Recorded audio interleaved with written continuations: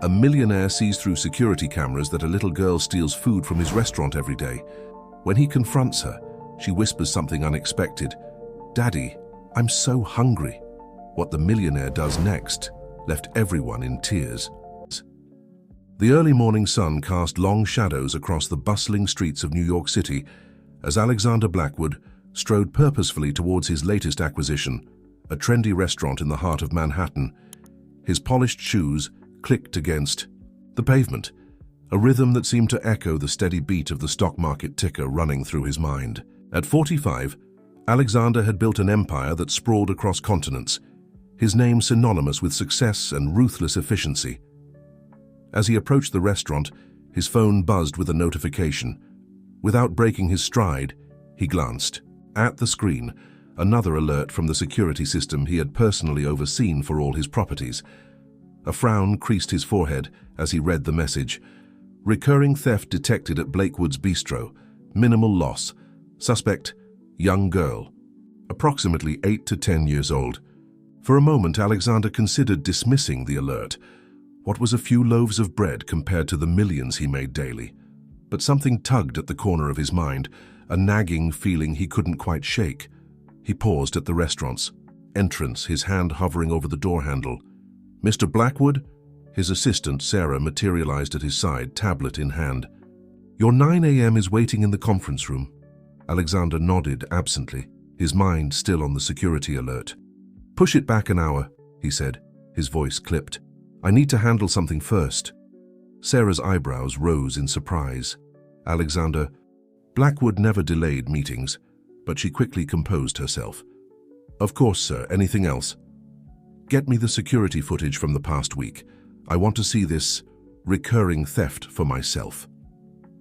Minutes later, Alexander sat in the dimly lit security room, his eyes fixed on the multiple screens before him. The footage played out in grainy black and white, but the subject was clear. A small, disheveled girl slipping into the alley behind the restaurant just as the bakery staff opened the back door to receive deliveries. With a quickness that spoke of desperation and practice, she would dart in, grab a few loaves, and disappear into the early morning shadows. Alexander leaned back in his chair, his fingers steepled under his chin. There was something about the girl's movements, the way she glanced furtively over her shoulder, that stirred an unfamiliar feeling in his chest. It wasn't quite pity. Alexander Blackwood didn't do pity. But it was something. "Sir?" Sarah's voice crackled through the intercom. "Your meeting—" "Cancel it," Alexander said, surprising himself as much as his assistant. "Cancel all my meetings for today." He stood abruptly, straightening his immaculate suit. "I'll be handling this personally." The next morning found Alexander in an unfamiliar position, crouched in the alley behind his restaurant, hidden from view but with a clear line of sight to the back door. The brick wall was rough against his back, a far cry from the leather chairs he was accustomed to. But Alexander Blackwood didn't do anything halfway, not even stakeouts for petty theft.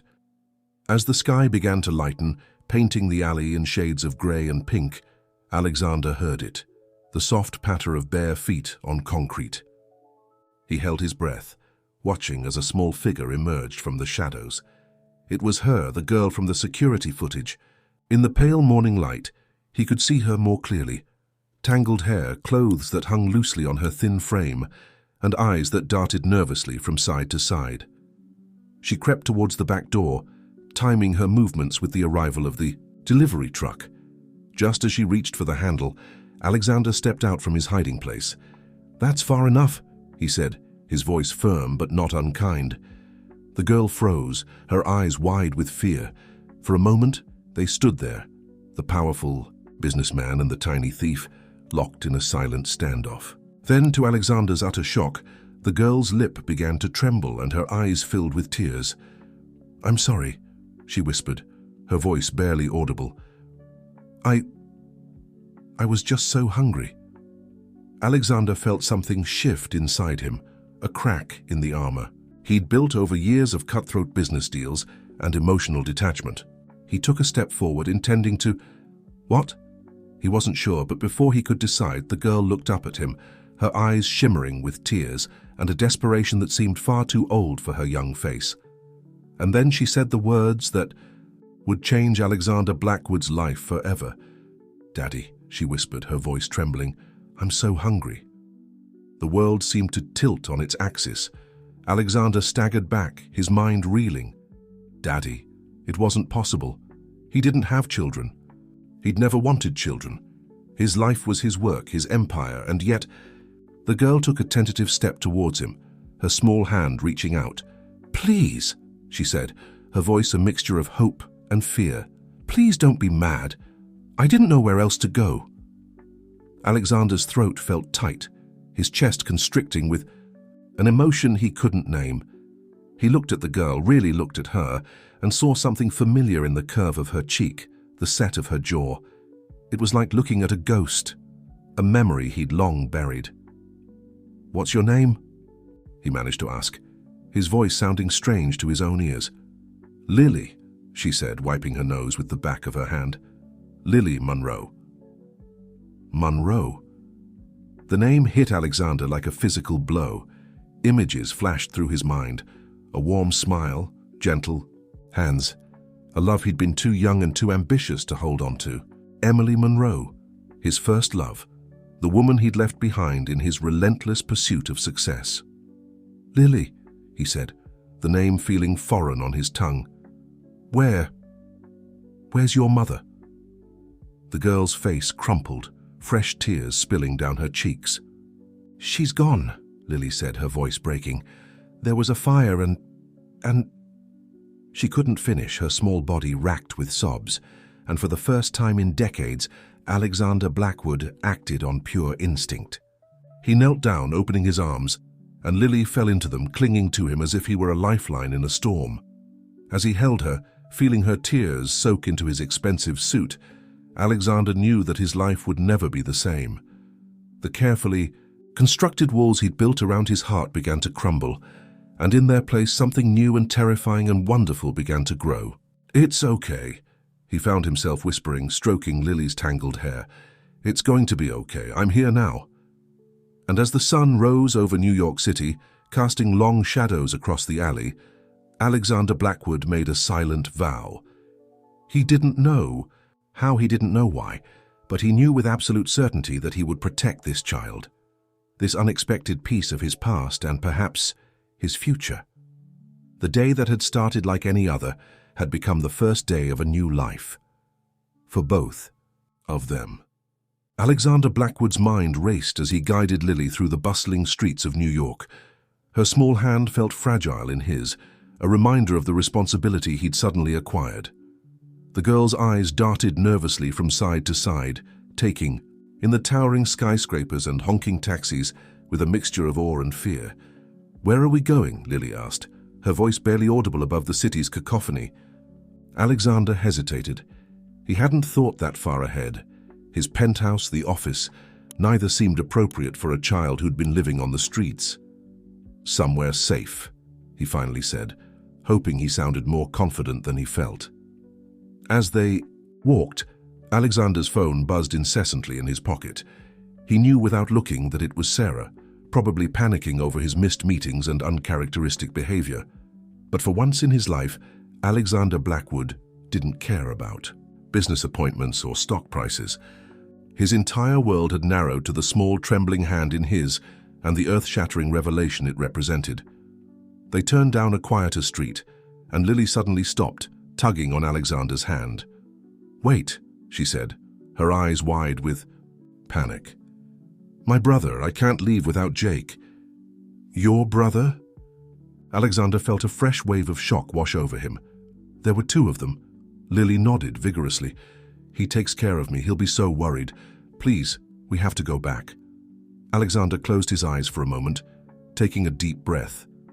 Just when he thought he was getting a handle on the situation, it grew more complex. But looking at Lily's pleading face, he knew he had no choice. "All right," he said, kneeling down to her level. "Can you show me where he is?" Lily's face lit up with relief, and she nodded, tugging Alexander back the way they'd come. She led him down winding alleys and narrow side streets, navigating the urban maze with a familiarity that made Alexander's heart ache. How long had these children been surviving on their own? Finally, they reached a dilapidated building, its windows boarded up and graffiti covering its walls. Lily approached a gap in the boards, calling out softly, "Jake? Jake, are you there?" For a moment, there was silence. Then a boy's face appeared in the gap, his eyes narrowing suspiciously as they landed on Alexander. "Lily? Who's this? Are you okay?" "It's okay, Jake," Lily said, her voice trembling with excitement. It's our dad."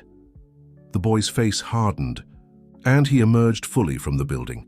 He was older than Lily, maybe 12 or 13, with the same dark hair and sharp features.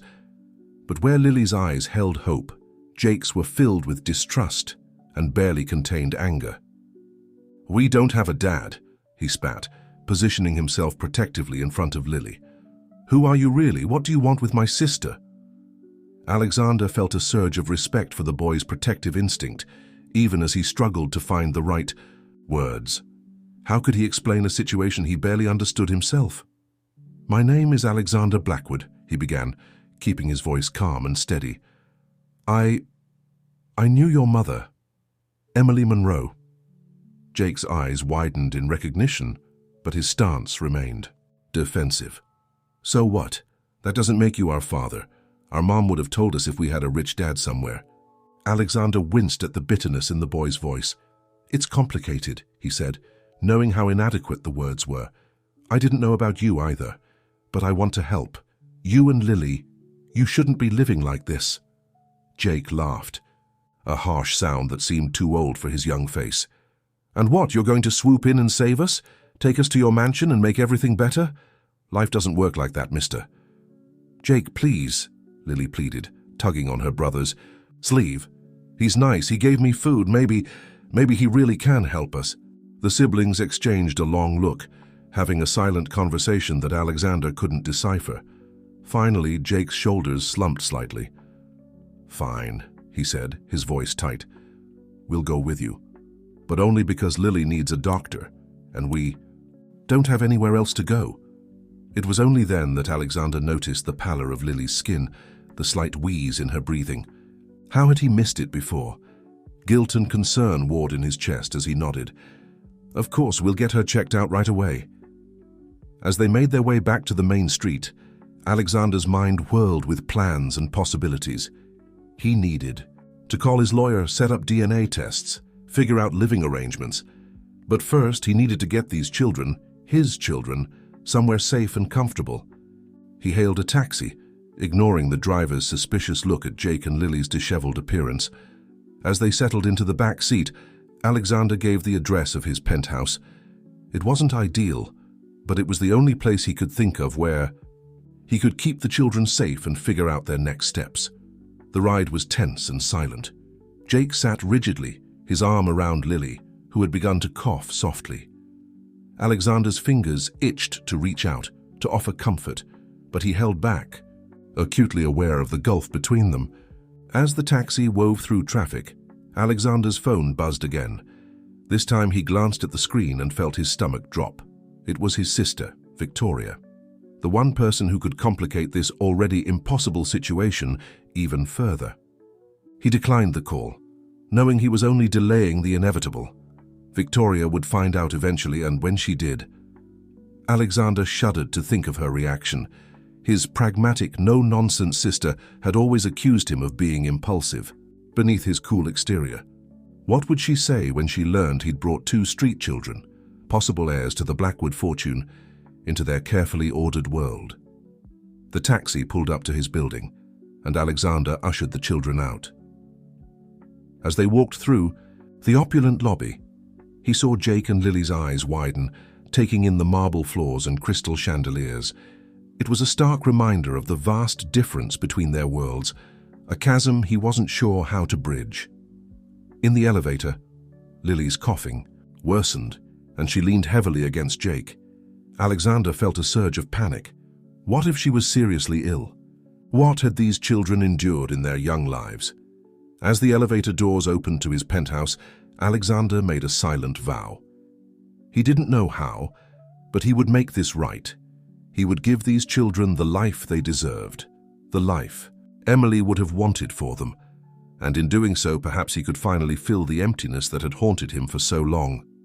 But as Jake's distrustful eyes met his over Lily's bowed head, Alexander knew it wouldn't be easy. Trust, like respect, had to be earned, and he had a lot of lost time to make up for. The penthouse doors closed behind them, sealing them into a new reality. For better or worse, their lives were now intertwined. The coming days would test them all, forcing them to confront past mistakes, buried emotions, and the true meaning of family. As he led the children further into his home, Alexander Blackwood, the man who had always prided himself on being in control, felt utterly and completely out of his depth. But for the first time in years, he also felt something else. Hope. The opulence of Alexander Blackwood's penthouse stood in stark contrast to the two disheveled children now standing in his living room. Lily's eyes were wide with wonder as she took in the floor-to-ceiling windows, offering a panoramic view of the New York skyline, while Jake maintained his guarded stance, his eyes darting suspiciously from corner to corner as if expecting a trap. Alexander cleared his throat, suddenly aware of how ill-equipped his home was for children. "There's a guest room down the hall," he said, gesturing vaguely. "You two can stay there for now. The bathroom's right next door if you want to clean. Up." Jake nodded curtly, guiding Lily towards the hallway. Just as they were about to disappear from view, Lily turned back, her small face pinched with worry. "Mr. Blackwood, what should we call you?" The question caught Alexander off guard. He opened his mouth, then closed it again at a loss for words. Finally, he managed, "Alexander is fine for now. We can figure out the rest later." Lily nodded, seemingly satisfied, and allowed Jake to lead her away.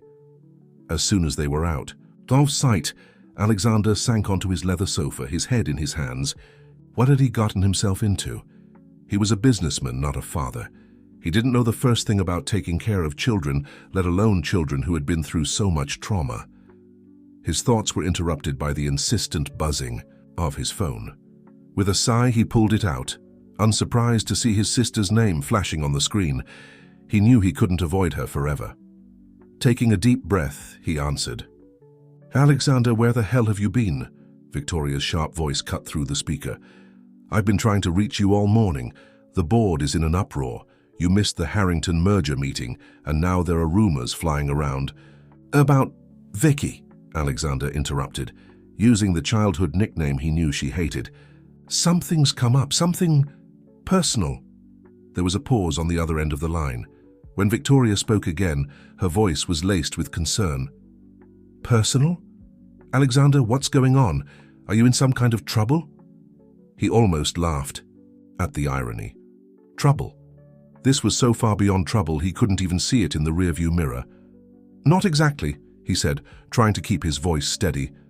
I need you to come over. There's something I need to tell you in person."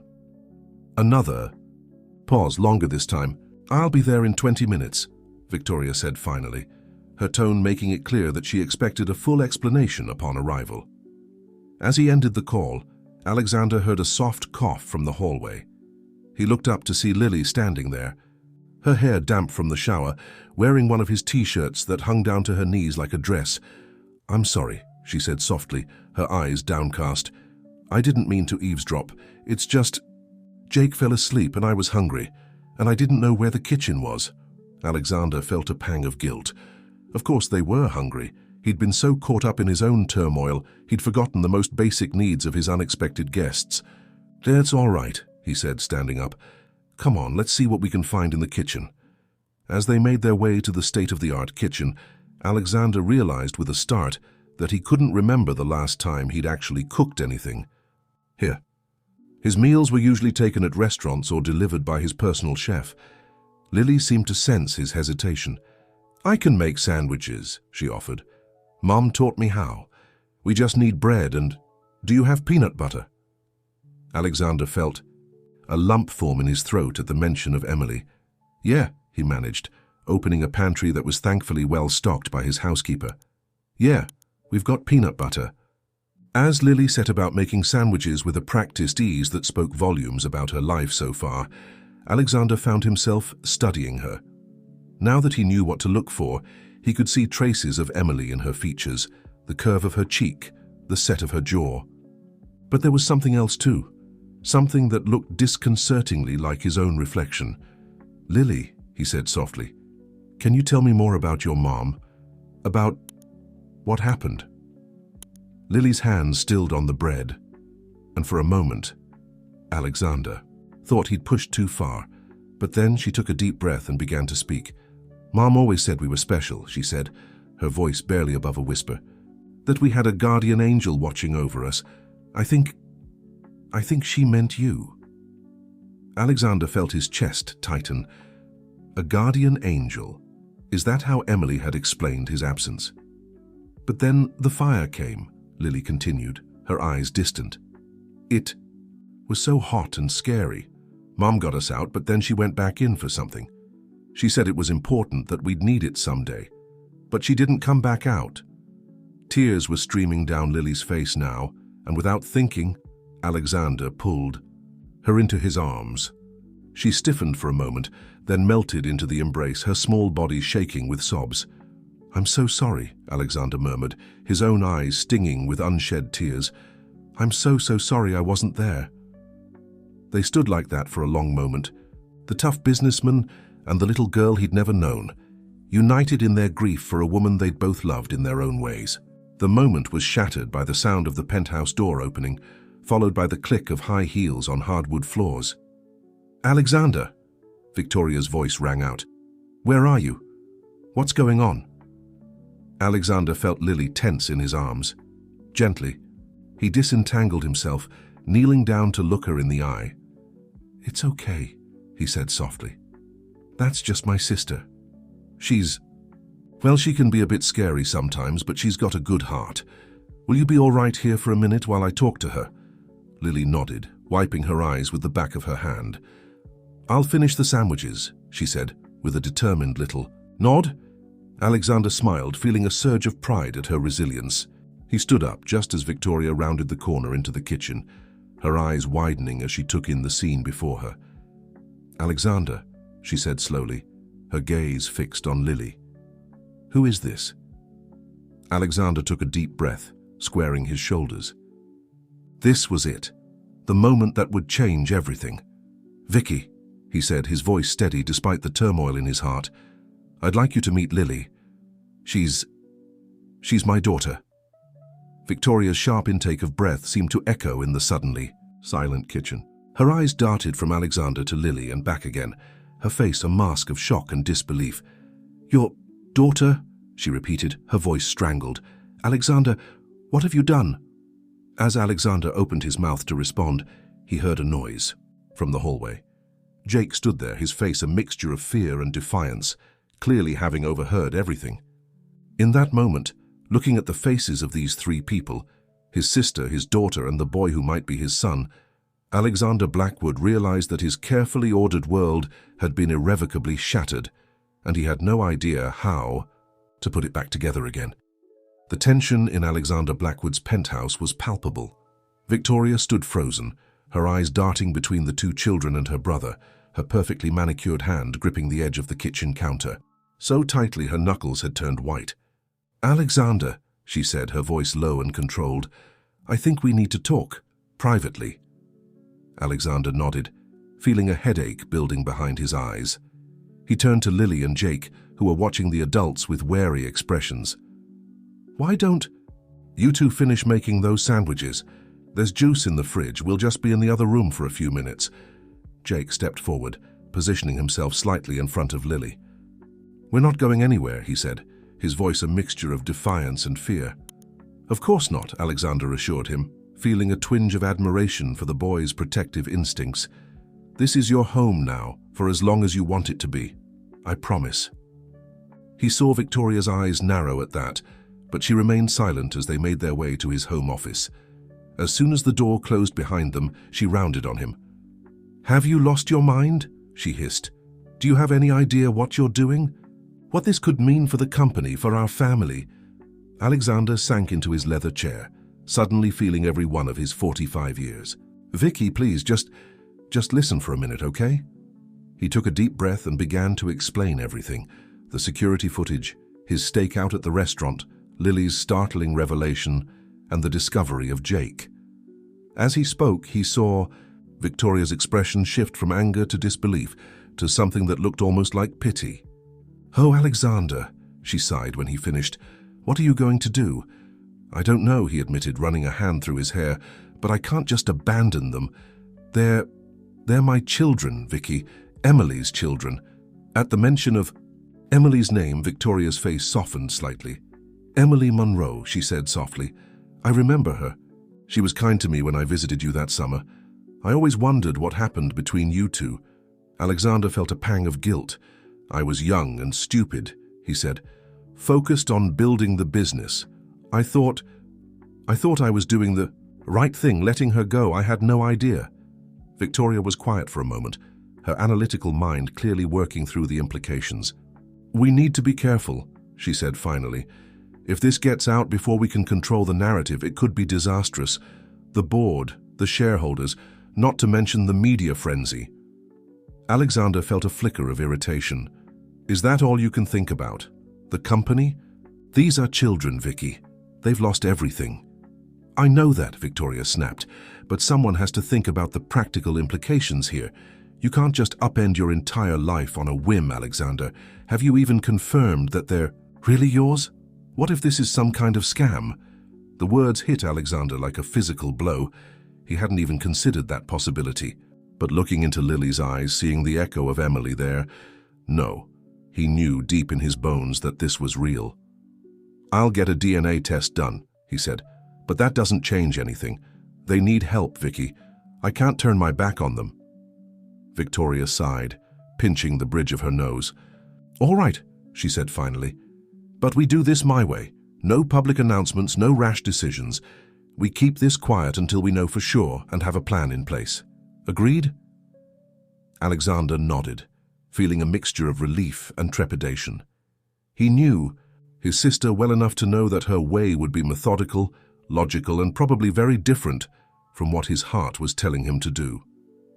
As they made their way back to the kitchen, Alexander was struck by how quiet it was.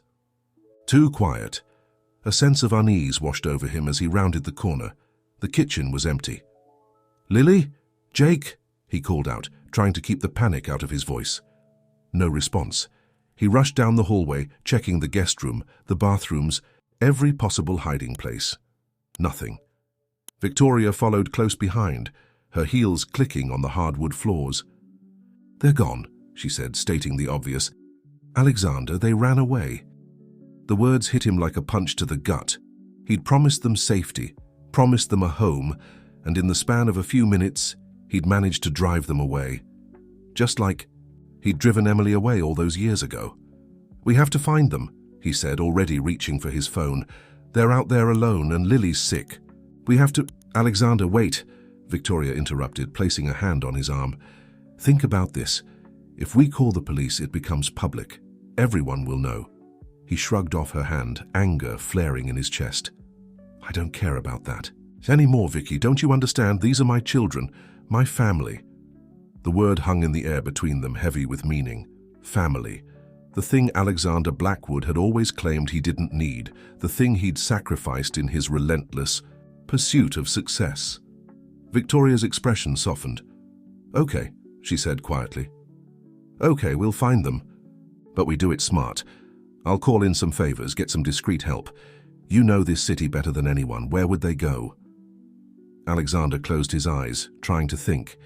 Where would two scared, homeless children run to in a city they barely knew? And then it hit him. "The alley," he said, his eyes snapping open. "The place where I found them.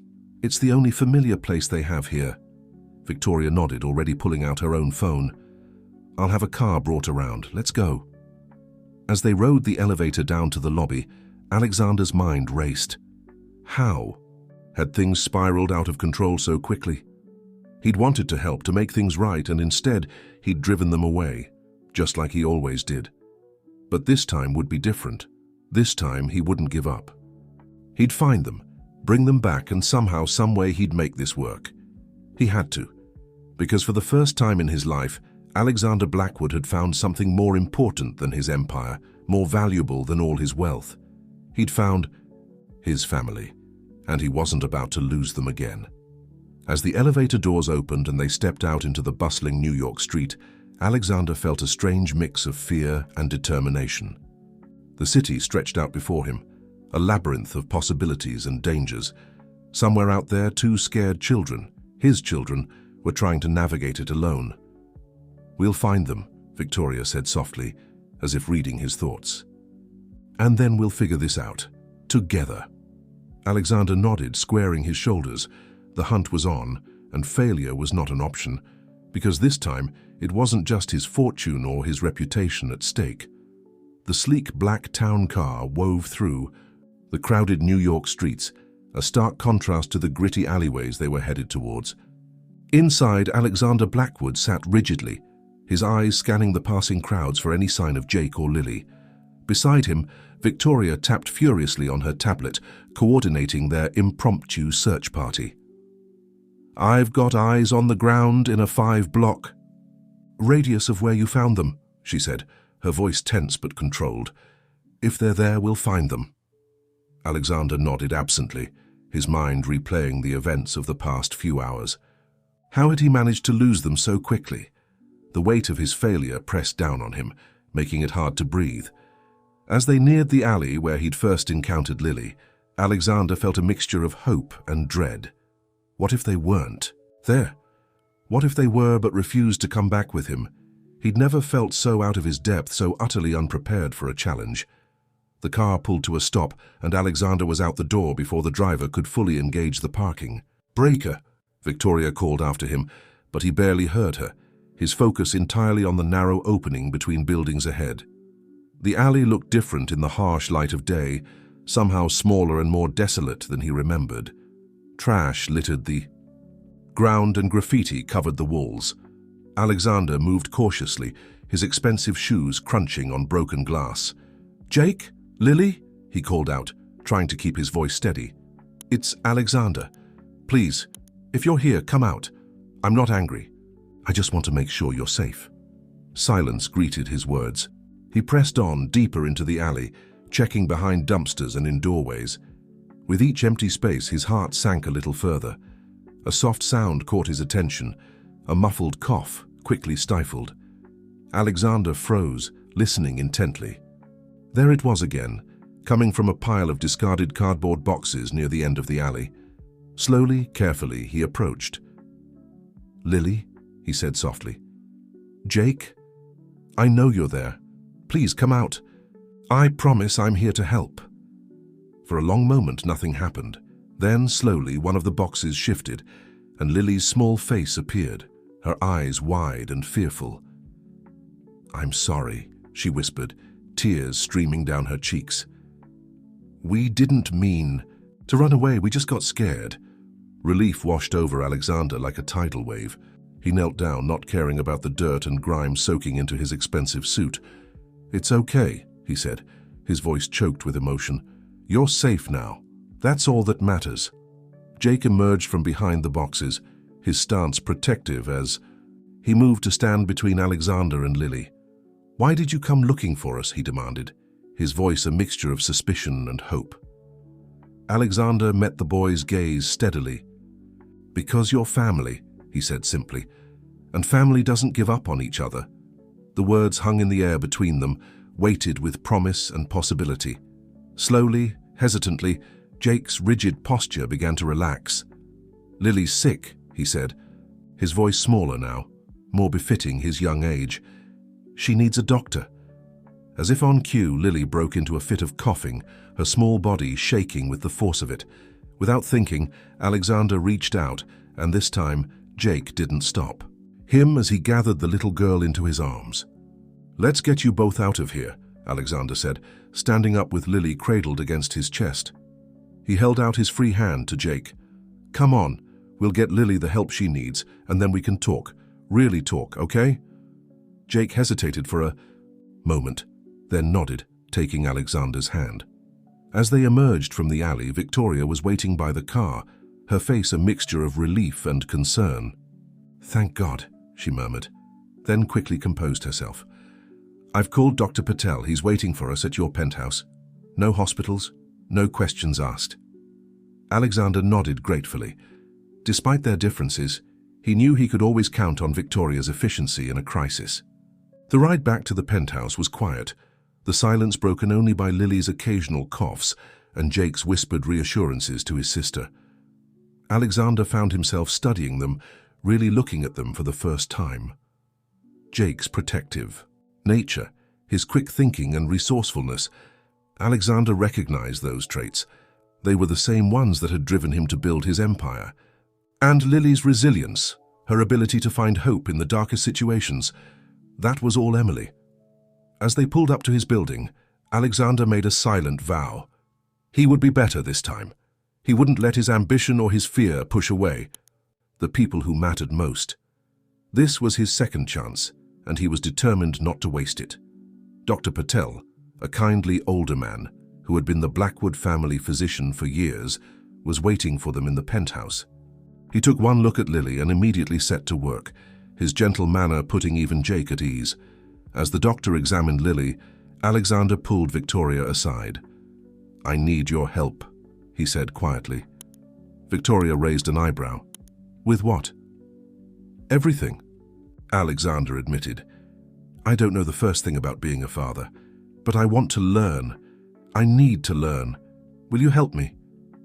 For a moment, Victoria was silent, studying her brother's face. Then, slowly, she nodded. "Okay," she said. "But we do this right. No half measures. If you're in, you're all in. Understood?" Alexander looked over at Jake, who was hovering anxiously near Lily as Dr. Patel listened to her breathing. He thought of Emily, of the life they could have had if he'd made different choices. Then he turned back to Victoria and nodded. "All in?" he said firmly. As if sensing the weight of the moment, Lily's voice piped up from the couch. "Is everything okay?" she asked, her voice small and worried. Alexander moved to her side, kneeling down so he was at eye level with her. "Everything's going to be fine," he said, surprised to find that he truly believed it. "We're going to figure this out together, all of us." Jake looked at him skeptically. "You mean that? You're not just going to get tired of us and send us away?" The question stung, but Alexander knew he deserved it. "I mean it," he said solemnly. "I know I've got a lot to make up for and a lot to learn, but I promise you both, right here and now, that I will never send you away. You're my family, and family sticks together no matter what." As he spoke the words, Alexander felt something shift inside him. The emptiness that had haunted him for so long, the relentless drive for more that had never quite been satisfied, it all faded away, replaced by a sense of purpose he'd never known before. This was what he'd been searching for all along.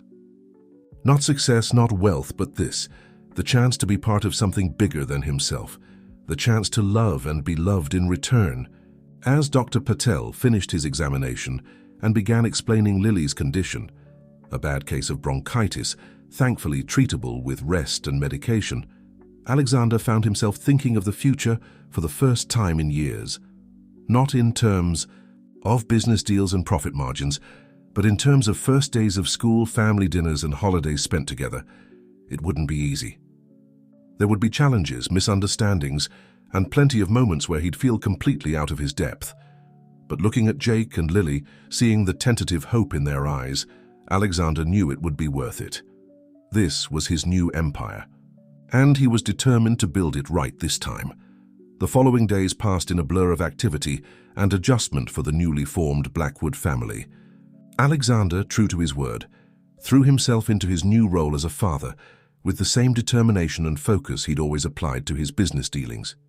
But he quickly discovered that raising children required a very different skill set than running a multinational corporation. On the third morning after bringing Jake and Lily home, Alexander found himself staring blankly into his walk-in closet, a problem he'd never anticipated looming before him. "Victoria," he called out, a note of desperation in his voice. "What do children wear to school?"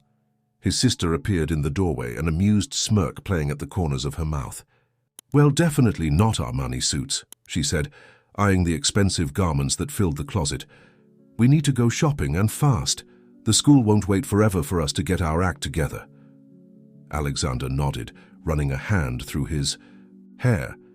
Enrolling Jake and Lily in school had been Victoria's idea, a way to provide them with structure and a sense of normalcy. He'd agreed, but now the reality of it was setting in. "Right," he said, trying to sound more confident than he felt. "Shopping, I can do that. How hard can it be?" 3 hours later, Alexander Blackwood, titan of industry and master of the boardroom, found himself utterly defeated by the children's section of a department store. Jake and Lily stood amid a sea of discarded clothing, both looking as overwhelmed as Alexander felt.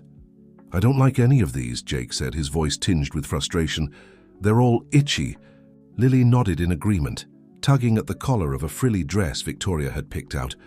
"Can't we just wear our old clothes?" Alexander felt a pang in his chest at the reminder of their past life. "Your old clothes are, well, they've seen better days," he said gently. "But you're right, these aren't working either. There has to be a better way." Just then, a sales associate approached, taking in the scene with a knowing smile. "First time shopping for kids?" she asked kindly. Alexander nodded, feeling a mix of embarrassment and relief. "Is it that obvious?" The woman laughed. "Don't worry, we see it all the time. Why don't you let me help? I have a few ideas that might work better." With the sales associate's guidance, they finally managed to find outfits that both Jake and Lily felt comfortable in. Simple, sturdy clothes that could withstand the rigors of childhood while still looking presentable.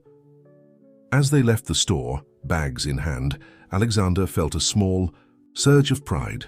It wasn't a multi-million-dollar deal, but in its own way, this victory felt just as significant.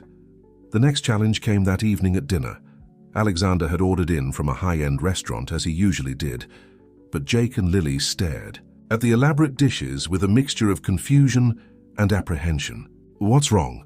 Alexander asked, noticing their hesitation. "Aren't you hungry?" Jake poked at a piece of seared foie gras with his fork. "What is this stuff?" he asked skeptically. It's a delicacy," Alexander started to explain, then stopped, really looking at the food through their eyes. Fancy, unfamiliar, and probably intimidating to children who had been used to much simpler fare. He pushed his plate away and stood up. "You know what? I've got a better idea. How about we make something together?" Lily's eyes lit up. "Can we make grilled cheese? Mum used to make the best grilled cheese sandwiches." Alexander felt a lump form in his throat at the mention of Emily, but he nodded, forcing a smile. "Grilled cheese it is, though I have to warn you, I've never actually made one before." What followed was a chaotic but joyful adventure in the kitchen. Butter was spilled, cheese was dropped, and the first attempt at a sandwich came out more black than golden brown. But by the end of it, they were all laughing, and the kitchen was filled with the comforting smell of melted cheese and toasted bread. As they sat around the kitchen island, biting into their slightly misshapen but delicious sandwiches, Alexander felt a warmth spreading through his chest that had nothing to do with the hot food. This, he realized, was what family dinners were supposed to feel like. Later that night, after Jake and Lily had gone to bed, Alexander found Victoria in his home office, poring over documents. "Rough day?" she asked, looking up as he collapsed into a chair. Alexander let out a long breath. "Honestly, it was one of the best days I've had in years. Exhausting, terrifying, and completely out of my comfort zone, but the best." Victoria's expression softened. "You're doing well, you know. Better than I expected." "Thanks," Alexander said, then hesitated. "Vicky, there's something I need to talk to you about. The company—" Victoria held up a hand, cutting him off. "I know what you're going to say, and I agree. You need to step back, at least for a while. These kids need you, full-time." Alexander blinked in surprise. He'd been dreading this conversation, expecting resistance. "You're okay with that, taking over as CEO?" "Honestly, I've been running half the company for years anyway," Victoria said with a wry smile. "It's about time you acknowledged it. Besides, someone needs to keep things afloat while you figure out this whole dad thing." Alexander felt a rush of gratitude for his sister. "Thank you," he said simply, "for everything." Victoria nodded, then turned back to her work. "Don't thank me yet. We still have a lot to figure out. The board meeting next week, for one. We need to decide how we're going to announce this to the company, the press." Alexander held up a hand. "Tomorrow," he said firmly. "We'll deal with all of that tomorrow. Right now, I just want to enjoy this feeling." As he left the office, Alexander paused by the guest room, soon to be Jake and Lily's permanent room, he realized. He could hear soft breathing from inside, peaceful and steady. Carefully, he opened the door a crack, peering in. Jake and Lily were curled up together on one bed, despite having been given separate rooms. Jake's arm was thrown protectively over his sister, even in sleep. The sight made Alexander's heart clench, with a mixture of love and sadness. They'd been through so much, had to grow up so fast, but they were here now, safe and sound. As he closed the door quietly, Alexander made another silent vow. He couldn't change the past, couldn't erase the hardships these children had faced. But he could make damn sure their future was brighter. It wouldn't be easy, and he was sure to make plenty of mistakes along the way. But for the first time in his life, Alexander Blackwood was ready to put something ahead of his ambition. His drive for success. He was ready to be a father. As he headed to his own bedroom, Alexander felt a sense of peace settle over him.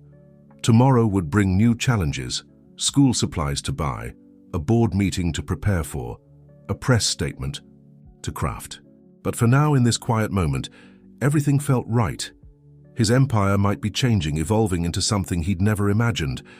But as he drifted off to sleep, Alexander couldn't help but think that this new venture might just be his greatest achievement yet. The Blackwood Industries boardroom had never felt so stifling. Alexander sat at the head of the long mahogany table, his usual confident demeanor replaced by an uncharacteristic nervousness. Around him, the board members shifted in their seats, the air thick with tension and unasked questions. Victoria stood beside him, her posture perfect, her face an unreadable mask. She gave him a slight nod, and Alexander cleared his throat. "Thank you all for coming on such short notice," he began, his voice steady despite the butterflies in his stomach. "I've called this meeting to announce some significant changes in the company's leadership structure." A murmur rippled through the room. Alexander pressed on. "Effective immediately. I will be stepping back from my role as CEO to focus on personal matters. Victoria will be taking over as interim CEO." The murmur turned into a buzz of shocked whispers. Harold Winters, the eldest board member, leaned forward, his bushy eyebrows furrowed in concern. "Alexander, what's this about? Are you ill?" Alexander shook his head, a small smile tugging at the corners of his mouth. "No, Harold, I'm not ill. I've recently discovered that I'm a father." The room erupted into chaos. Questions flew from all directions, voices overlapping in a cacophony of confusion and disbelief. Alexander held up his hands, waiting for the noise to die down. "I know this comes as a shock," he said once he could be heard again. "Believe me, no one was more surprised than I was. But the fact is, I have 2 children who need me right now. I can't in good conscience continue to run this company the way it deserves while also being the father they deserve." Victoria stepped forward, her voice calm and authoritative. "I assure you all this transition will be smooth. Alexander and I have been working closely to ensure that Blackwood Industries will continue to thrive under this new leadership structure." As Victoria outlined the transition plan, Alexander found his mind wandering to Jake and Lily. They were at home with a nanny Victoria had vetted, preparing for their first day of school tomorrow. He felt a pang of guilt at not being there, mixed with an eagerness to get back to them. The meeting dragged on for hours, filled with questions about the company's future, concerns about shareholder reactions, and thinly veiled probes into Alexander's personal life. Through it all, Alexander maintained his composure, answering what he could and deferring to Victoria when necessary. Finally, as the last board member filed out, Alexander slumped in his chair, exhaustion washing over him. Victoria. Perched on the edge of the table, her professional facade slipping to reveal a mix of concern and amusement. "Well," she said, "that could have gone worse." Alexander chuckled weakly, I suppose so. Though I think old Harold nearly had a heart attack when I mentioned the kids. Victoria's expression softened. You did well, Alex. I know this isn't easy. For you. Alexander nodded, straightening up. It's the right thing to do for the company and for Jake and Lily. He glanced at his watch and stood up abruptly. Speaking of which, I should get home. It's almost dinner time. As they walked out of the boardroom together, Alexander felt a weight lift from his shoulders. The hardest part was over. Now he could focus on what really mattered. Back at the penthouse, Alexander found Jake and Lily in the living room, surrounded by a sea of school supplies. The nanny, Mrs. Thompson, was helping Lily label her notebooks, while Jake stubbornly insisted on doing his own. "Dad!" Lily exclaimed as Alexander walked in, the words still new and wonderful to his ears. She ran to him, wrapping her arms around his waist. "Look at all our new stuff!" Alexander hugged her back, marveling at how natural it felt now. "It's great, sweetheart. Are you excited for tomorrow?"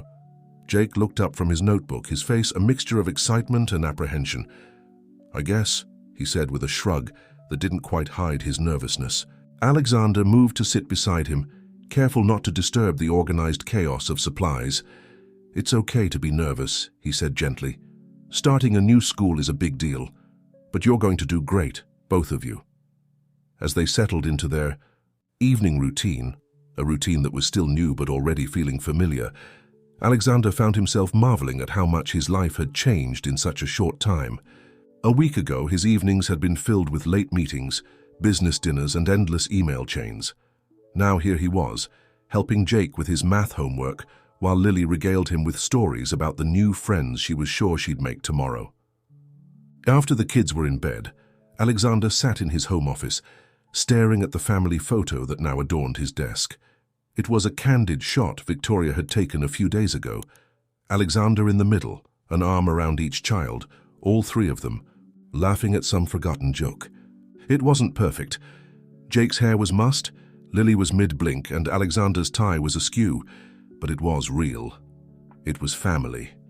A soft knock at the door pulled him from his reverie. Victoria entered, a stack of papers in her hand. "The press release is ready for your approval," she said, handing him the documents. "We'll send it out first thing in the morning before the markets open." Alexander scanned the release, nodding absently. It was straightforward, professional, revealing just enough to satisfy curiosity without inviting too much scrutiny. "It's good," he said, handing it back. "Thank you, Vicky, for everything."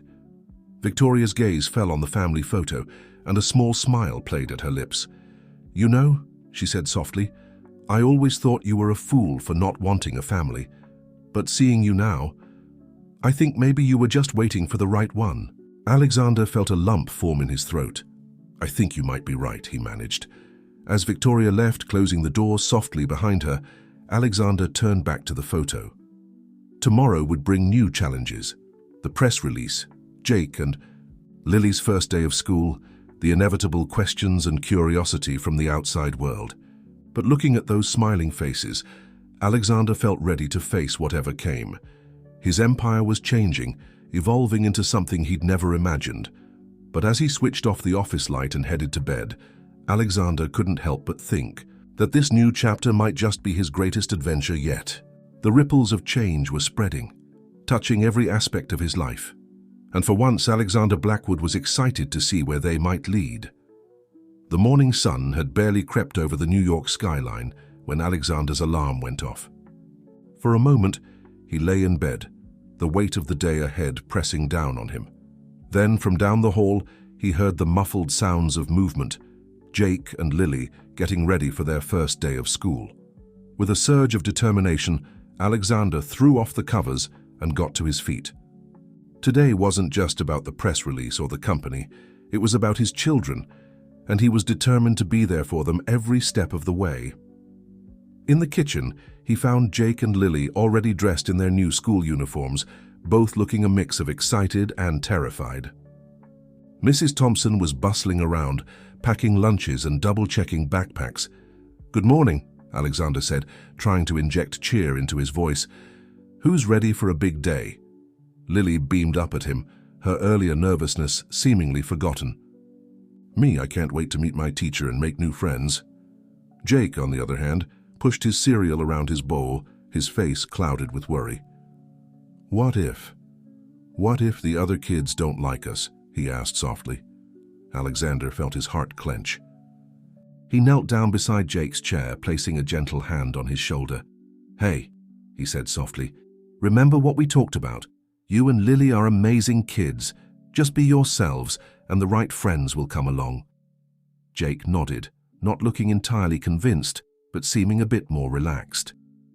Alexander gave his shoulder a squeeze before standing up to pour himself a much-needed cup of coffee.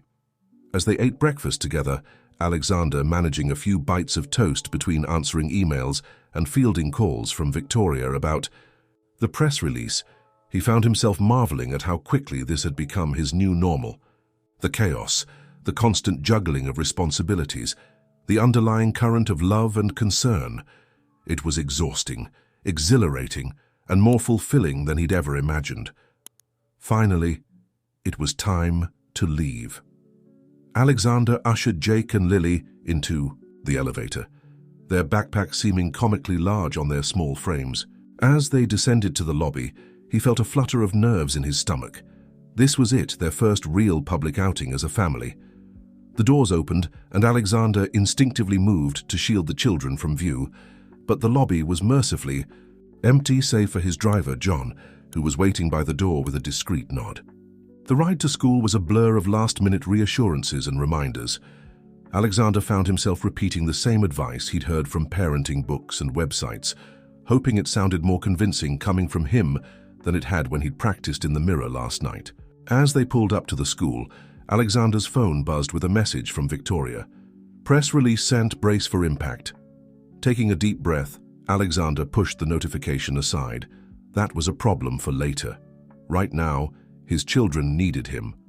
He walked Jake and Lily to their classrooms, his heart swelling with a mixture of pride and anxiety, as he watched them take their seats among their new classmates. Lily dove right in, introducing herself to the girl next to her with a bright smile. Jake was more reserved, but Alexander saw him relax slightly when another boy complimented his new backpack. With final hugs and whispered "I love yous," Alexander left the school, feeling as if he'd left a piece of his heart behind. As he slid back into the car, he allowed himself a moment to close his eyes and just breathe.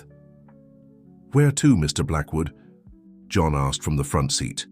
Alexander opened his eyes, squaring his shoulders. "The office," he said firmly. It was time to face the music. The Blackwood Industries headquarters was a hive of activity when Alexander arrived. Employees whispered and stared as he made his way to the elevator, the news of his sudden step back clearly having spread like wildfire. In the executive suite, he found Victoria in his, now her, office, surrounded by a team of PR specialists and legal advisors.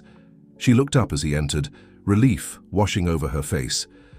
"There you are," she said, gesturing for him to join. "To them.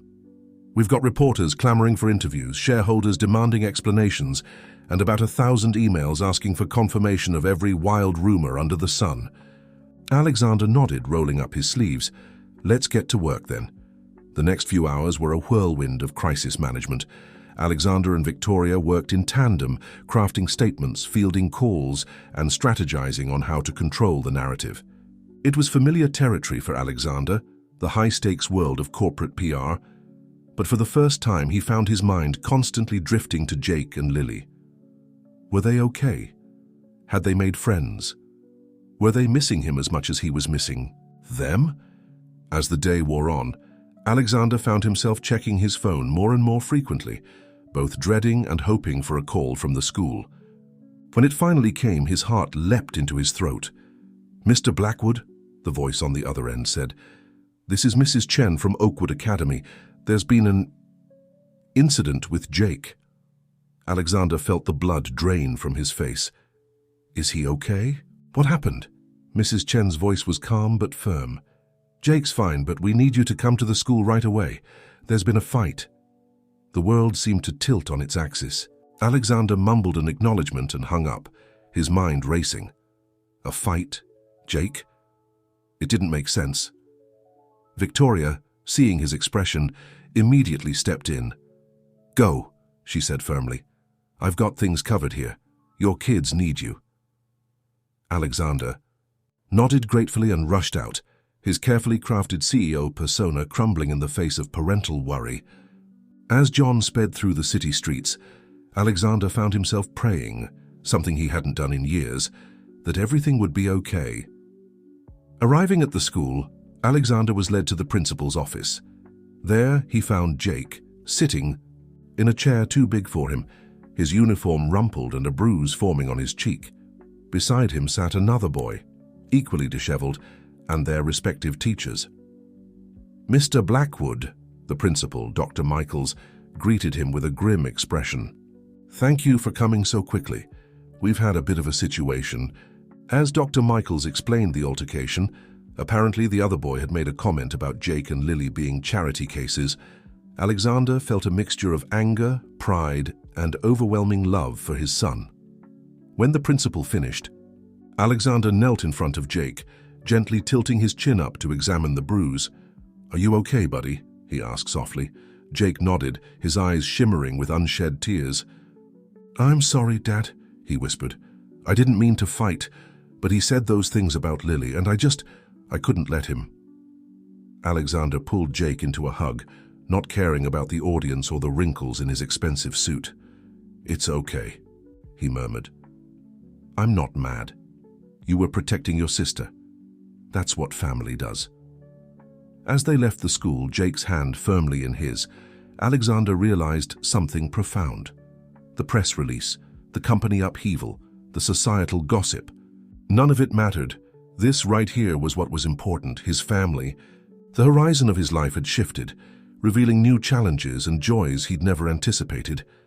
But as he looked down at Jake, seeing the trust and love in his son's eyes, Alexander knew he was exactly where he was meant to be. The empire he'd spent his life building was changing, evolving into something far more precious than he'd ever imagined. And Alexander Blackwood, for perhaps the first time in his life, was truly, completely happy. The autumn sun cast long shadows across Central Park as Alexander jogged along the winding paths, Jake and Lily pedaling their new bikes beside him. It had become their Saturday morning ritual over the past few weeks, a chance to spend time together away from the pressures of work and school. As they rounded a bend, Lily let out a squeal of delight. "Look, Dad! A dog park! Can we go see the puppies, please?" Alexander chuckled, slowing to a stop. "All right, but just for a few minutes. We've got to get back for lunch with Aunt Victoria, remember?" As Lily rushed towards the fenced area, her pigtails bouncing with each step, Jake hung back, his expression thoughtful. "Dad," he said, his voice hesitant, "can I ask you something?" Alexander felt a flutter of nervousness in his stomach. Over the past month, he'd come to recognize that tone. It usually preceded a difficult question. "Of course, buddy, what's on your mind?" Jake scuffed his shoe against the ground, not meeting Alexander's eyes. "I was wondering, do you know anything about our grandparents, Mum's parents, I mean?" The question hit Alexander like a punch to the gut. In all the chaos of the past weeks, he'd barely given a thought to Emily's family. Guilt washed over him as he realized how little he knew about that part of the children's lives. I'm not sure, Jake," he admitted, kneeling down to Jake's level. "Your mum and I, well, we lost touch a long time ago. But if you'd like, we can try to find out. Would that be something you'd want?" Jake nodded, his eyes lighting up with a mixture of hope and apprehension. "Yeah, I think so. It's just, Lily doesn't really remember them, but I do, a little bit anyway. Grandpa used to take us fishing sometimes." Alexander felt a pang in his heart. How much of their children's lives had he missed? How many memories and experiences that should have been shared? "Tell you what," he said, forcing a smile, "when we get home, we'll start looking. Maybe we can find some information online or through your mum's old contacts. We'll figure it out together, okay?" Jake nodded, a small smile tugging at the corners of his mouth. "Thanks, Dad." As they joined Lily at the dog park, Alexander's mind was racing. He'd need to talk to Victoria, maybe hire a private investigator. If Emily's parents were still alive, they had a right to know about their grandchildren, and Jake and Lily had a right to know their family history. The rest of the morning passed in a blur of barking dogs, squealing children, and Alexander's own swirling thoughts. By the time they arrived back at the penthouse, he was both mentally and physically exhausted. Victoria was waiting for them, a stack of files tucked under her arm and a concerned expression on her face. "We need to talk," she said quietly, as the children rushed off to get cleaned up for lunch. Alexander nodded, leading her to his home office. "What's wrong?" he asked as soon as the door closed behind them. Victoria sighed, spreading the files out on his desk. "I've been doing some digging, trying to trace Emily's whereabouts after you two split up. Alex, there's something you need to see." With trembling hands, she pulled out a newspaper clipping. Alexander's breath caught in his throat as he saw the headline, "Local Doctor Loses License in Prescription Drug Scandal." The article detailed the downfall of Dr. Thomas Monroe, a once-respected pediatrician who had been caught writing fraudulent prescriptions for opioids. The final paragraph mentioned his estranged daughter, Emily, who had reportedly cut ties with her father years earlier. This is Emily's father?" Alexander asked, his voice barely above a whisper. Victoria nodded grimly. "It gets worse. I managed to track down some court records. After losing his license, Dr. Monroe spiraled into addiction. He lost everything, his practice, his home, his family. The last known address I could find for him was a homeless shelter in Boston, about 5 years ago." Alexander sank into his chair, his mind reeling. "And Emily's mother?" "No trace," Victoria said softly. "It's like she vanished off the face of the earth. I'm still looking, but—" A soft knock at the door interrupted them. "Dad?" Lily's voice called out. "Aunt Victoria, lunch is ready." Alexander quickly gathered up the files, shoving them into a drawer. "We'll be right there, sweetheart," he called back, trying to keep his voice steady. As Victoria moved towards the door, Alexander caught her arm. "Not a word of this to the kids," he said quietly. "Not until we know more. They've been through enough already." Victoria nodded, her expression softening. "Of course. But Alex, they're going to have questions. Sooner or later, we're going to have to tell them something." Alexander ran a hand through his hair, feeling the weight of responsibility pressing down on him. "I know," he said. I need time to figure out how." As they joined Jake and Lily at the dining table, Alexander found himself studying their faces, searching for traces of the grandparents they might never know. The laughter and chatter of the meal washed over him, but his mind was elsewhere, grappling with the shadows of a past he'd thought long buried. How could he tell these children, who had already lost so much, that their family history was even more complicated and painful than they knew? How could he protect them from the harsh realities of addiction and abandonment, while still honoring their right to know their own story? As Lily regaled them with tales of the puppies at the park and Jake quietly picked at his food, Alexander made a silent vow. He would find a way to give them the truth, but he would also give them the love and stability they deserved. Whatever ghosts lurked in their family's past, he would ensure that their future was bright. The shadows might be long, but Alexander Blackwood was determined to lead his family into the light. No matter what it took, no matter what secrets he had to uncover or truths he had to face, he would be the father these children needed. As lunch wound down and the children scampered off to play, Alexander caught Victoria's eye. She nodded, understanding without words. They had work to do, a past to unravel, and a future to secure. The journey ahead would be difficult, filled with uncomfortable truths and painful revelations. But looking at Jake and Lily, their laughter echoing through the penthouse, Alexander knew it would be worth it.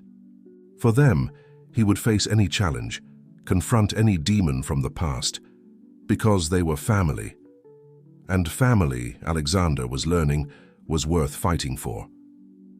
The crisp October air nipped at Alexander's cheeks as he stood outside Oakwood Academy, waiting for Jake and Lily to emerge from their after-school activities. His mind was a whirlwind of thoughts, each one pulling him in a different direction. It had been 2 weeks since Victoria had shared her findings about Emily's father, and Alexander felt no closer to knowing how to handle the situation. Every night after the children were asleep, he pored over the files, searching for clues, for some thread of hope in the tangled mess of their family history. The school bell rang, jolting Alexander from his reverie. Moments later, Jake and Lily burst through the doors, their faces flushed with excitement. "Dad! Dad!" Lily called out, waving a piece of paper. "Look what I made in art class." Alexander knelt down, examining the colorful drawing. It showed 5 stick figures, clearly meant to be him, Jake, Lily, Victoria, and... "Who's this?" he asked, pointing to the 5th figure. Lily's smile faltered slightly. "That's Mom," she said softly. "I know she's not here, but Mrs. Thompson said families come in all shapes and sizes, so I thought..." Alexander felt his throat tighten. He pulled Lily into a hug, careful not to crumple her artwork. "It's beautiful, sweetheart," he murmured. "We'll hang it up as soon as we get home." As they walked to the car, Alexander noticed Jake's unusually quiet demeanor. "Everything okay, buddy?" he asked, placing a hand on Jake's shoulder. Jake shrugged, not meeting Alexander's eyes. "I guess. It's just... some of the kids were talking about their grandparents coming for Grandparents' Day next month, and I started thinking about, you know." Alexander's heart sank. He'd been dreading this conversation, but he knew he couldn't put it off any longer. "Tell you what," he said, trying to keep his voice light. "Why don't we have a family meeting tonight after dinner? There are some things I think we should talk about." Jake looked up, a mixture of hope and apprehension in his eyes. "Really? You found out something about Mom's parents?" Alexander nodded, choosing his words carefully. "I've been doing some research. I don't have all the answers yet, but I think it's time we talked about what I do know." The ride home was filled with Lily's chatter about her art project and Jake's nervous energy. Alexander's mind raced, trying to figure out how to explain the complicated, often painful truth to these children who had already been through so much. As they entered the penthouse, Alexander was surprised to see Victoria waiting for them, a serious expression on her face. "Vicky, what are you doing here?" he asked, a note of concern in his voice. Victoria's eyes flicked to Jake and Lily, then back to Alexander. "We need to talk," she said quietly. "Something's come up." Alexander nodded, his stomach churning. "Kids, why don't you go start on your homework? We'll have our family meeting in a little bit." Once Jake and Lily were safely ensconced in their room, Alexander turned to Victoria. "What's going on?" Victoria took a deep breath. "I found him, Alex. Dr. Monroe. He's in a rehab facility in upstate New York. Has been for the past 6 months." Alexander felt as if the floor had dropped out from under him. He's alive and in rehab. Does he know about..." Victoria shook her head. "As far as I can tell, he has no idea about Jake and Lily. But Alex, that's not all. The rehab center, it's the same one Emily checked into right before the fire." The implications hit Alexander like a physical blow. You think she knew that she went there to find him?" Victoria nodded grimly. "It's possible, and there's more. I managed to get in touch with one of the nurses who worked there when Emily was a patient. She remembers her, Alex. She said Emily was troubled, scared. She kept talking about needing to protect her children from something, but she wouldn't say what." Alexander sank onto the couch, his head in his hands. "God, Vicky, what am I supposed to do with this? How do I tell Jake and Lily?" Victoria sat beside him, placing a comforting hand on his shoulder. "We tell them the truth, Alex, as much of it as they can handle. They deserve to know their history, even the parts that aren't pretty." Alexander nodded, straightening up. "You're right. Will you stay? Help me explain." Victoria squeezed his shoulder. "Of course. That's what family's for." And an hour later, they were all gathered in the living room. Jake and Lily sat on the couch, their faces a mixture of curiosity and apprehension. Alexander and Victoria sat across from them, the weight of what they were about to share hanging heavy in the air. "Okay," Alexander began, his voice gentle but firm. "Remember how you asked about your grandparents, Jake? Well, your Aunt Victoria and I have been doing some research and we've found out some information, but I want you both to understand that some of what we're going to tell you might be difficult to hear." Jake nodded solemnly, while Lily scooted closer to her brother, sensing the seriousness of the moment. Over the next hour, Alexander and Victoria carefully explained what they had learned. They told them about Dr. Monroe's fall from grace, his struggles with addiction, and his current stay in rehab. They shared what little they knew about Emily's final months, her fears, and her desire to protect her children. Throughout it all, Alexander watched Jake and Lily's faces carefully, ready to stop at any sign of distress. But the children listened with a maturity that both broke his heart and filled him with pride. When they finished, silence filled the room. Finally, Jake spoke up, his voice small but steady. "So, our grandfather is sick, but he's trying to get better." Alexander nodded. "That's right. Addiction is a disease, Jake. It doesn't make him a bad person, but it does mean he made some bad choices. He's working hard now to make things right." Lily, who had been uncharacteristically quiet, looked up with tears in her eyes. Do you think he'd want to meet us? Once he's better?" Alexander felt his throat tighten. He looked to Victoria, who nodded encouragingly. "I think," he said carefully, "that if you want to meet him someday, we can try to make that happen, but only if you're both ready, and only if he's in a good place. Your safety and happiness come first, always." Jake and Lily exchanged a look, having one of their silent conversations that Alexander had come to recognize. Then Jake turned back to Alexander, his eyes shimmering with unshed tears. "Thanks, Dad, for telling us the truth, even the hard parts." Alexander felt his own eyes welling up. He opened his arms, and Jake and Lily rushed into them, clinging to him tightly. Victoria joined the embrace, enveloping them all in a cocoon of love and support. As they sat there holding each other, Alexander realized something profound. The truth, as painful as it could be, had not torn them apart. Instead, it had brought them closer, strengthening the bonds of their unconventional family. The road ahead would not be easy. There were still questions to be answered, wounds to be healed, and bridges to be built or rebuilt. But in that moment, surrounded by the warmth of his children and the steadfast presence of his sister, Alexander knew they would face whatever came next together. The threads of truth, once unraveled, had not destroyed the fabric of their family. Instead, they had woven themselves into a new pattern, one of honesty, resilience, and unconditional love. And that, Alexander realized, was the strongest foundation any family could have. The weeks following the family meeting had brought a new sense of openness to the Blackwood household. Jake and Lily, armed with the truth about their family history, seemed to have grown closer not only to Alexander and Victoria, but to each other as well. Their questions, though sometimes difficult, were met with honest answers, and Alexander found himself marveling at their resilience and maturity. It was her crisp Saturday morning when everything changed again. Alexander was in the kitchen, attempting to make pancakes while Jake and Lily argued good-naturedly over which toppings were superior, chocolate chips or blueberries.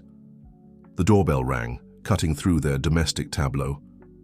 "I'll get it," Lily chirped, sliding off her stool and racing towards the door before Alexander could stop her. "Lily, wait!" he called out, hastily wiping his hands on a dish towel. "We don't know who—" But Lily had already swung the door open, her excited voice floating back to the kitchen. "Hello? Are you looking for our dad?" Alexander rounded the corner, his heart in his throat, to find Lily beaming up at an elderly man in a worn tweed jacket. The man's weathered face was a mask of shock, his eyes darting between Lily and Alexander. "Emily," the man whispered, his voice cracking. Alexander felt the world tilt beneath his feet. He knew that face, older, more lined, but unmistakable from the photos he'd seen. Dr. Thomas Monroe, Emily's father, Jake and Lily's grandfather, was standing in his doorway. "Lily, come here, please," Alexander said, trying to keep his voice calm as he held out his hand. Lily, sensing the tension, obediently moved to his side. "Dr. Monroe," Alexander said, straightening to his full height. "This is, unexpected." The older man seemed to shake himself out of his stupor. "Mr. Blackwood," he said, his voice steadier.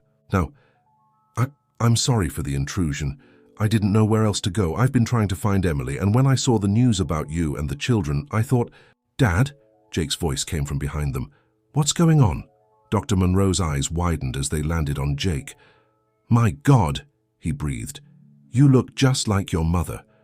Alexander felt Jake stiffen beside him, placing a protective hand on each child's shoulder. He addressed Dr. Monroe. "I think you'd better come in. We have a lot to talk about." As they moved to the living room, Alexander's mind raced. How had Dr. Monroe found them? What did he want? And most importantly, how could he protect Jake and Lily from any more upheaval? Once they were all seated, the children on either side of Alexander on the couch, Dr. Monroe perched uneasily in an armchair, an uncomfortable silence fell over the room. It was Lily who broke it, her natural curiosity overcoming her apprehension. "Are you really our grandpa?" she asked, her eyes wide. Dr. Monroe's face softened, a hint of a smile tugging at his lips. "Yes, my dear, I am. Though I'm afraid I haven't been a very good one." Alexander cleared his throat. "Dr. Monroe, I think we need to discuss this privately first, before—" "No," Jake interrupted, his voice firm. "We want to hear it. All of it. No more secrets, remember, Dad." Alexander felt a surge of pride mixed with trepidation. He nodded slowly. "You're right, Jake. No more secrets. But if at any point this becomes too much, you tell me, okay?" "Both of you." The children nodded solemnly, and Alexander turned back to Dr. Monroe. "All right, Doctor. Why don't you start by telling us why you're here?" Dr. Monroe took a deep breath, his hands clasped tightly in his lap. "I've been unwell for a long time," he began. "I made mistakes, terrible mistakes that hurt my family, my patients, everyone who trusted me. By the time I realized how far I'd fallen, Emily had already left, taking you two with her." He looked at Jake and Lily, his eyes shimmering with unshed tears. "I tried to find her to make amends, but she didn't want to be found, and I couldn't blame her. I was a mess, a danger to myself and others." Alexander felt Lily lean into him, and he wrapped an arm around her shoulders. Dr. Monroe continued, his voice growing stronger. "It took me years, but I finally got help. Real help. I've been sober for 8 months now. When I saw the news about you, Mr. Blackwood, and these children, I knew I had to come. I had to know if Emily—" He trailed off, the unspoken question hanging heavy in the air. Alexander swallowed hard. "Dr. Monroe, I'm sorry, but we don't know where Emily is. There was a fire years ago. Jake and Lily made it out, but Emily, she went back in. She never came out." The color drained from Dr. Monroe's face. "Nurse," he whispered. "No, it can't be. She can't be." Jake spoke up, his voice quiet but steady. "We don't know for sure. Dad's been trying to find out what happened, but we haven't seen Mom in a long time." Dr. Monroe buried his face in his hands, his shoulders shaking with silent sobs. For a moment no one moved, the weight of shared grief settling over the room. Then, to Alexander's surprise, Lily slipped off the couch and approached Dr. Monroe. She placed a small hand on his arm. "It's okay, Grandpa," she said softly. "We miss her too." Dr. Monroe looked up, his tear-stained face a mixture of sorrow and wonder. He covered Lily's hand with his own, a tremulous smile breaking through his grief. Alexander watched the scene unfold, a complex swirl of emotions churning inside him. Part of him wanted to snatch Lily away, to shield both children from the pain of their family's troubled past, but another part recognized the healing that was happening before his eyes. "Dr. Monroe," he said, his voice gentle but firm, "I know you've come a long way and I respect the progress you've made, but Jake and Lily's well-being is my top priority. If you want to be a part of their lives, we need to take this slowly. There's a lot of hurt to work through, a lot of trust to rebuild." Dr. Monroe nodded, straightening up. "Of course, Mr. Blackwood. I understand completely.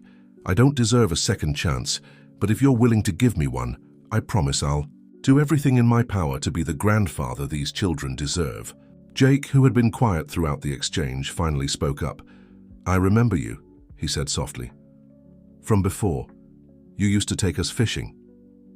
Dr. Monroe's face lit up. "That's right, Jake. You were always so patient, waiting for the fish to bite. Not like your sister here," he chuckled, glancing at Lily. "You were more interested in chasing butterflies than catching fish." Lily giggled, the sound breaking the tension in the room. Alexander felt something loosen in his chest.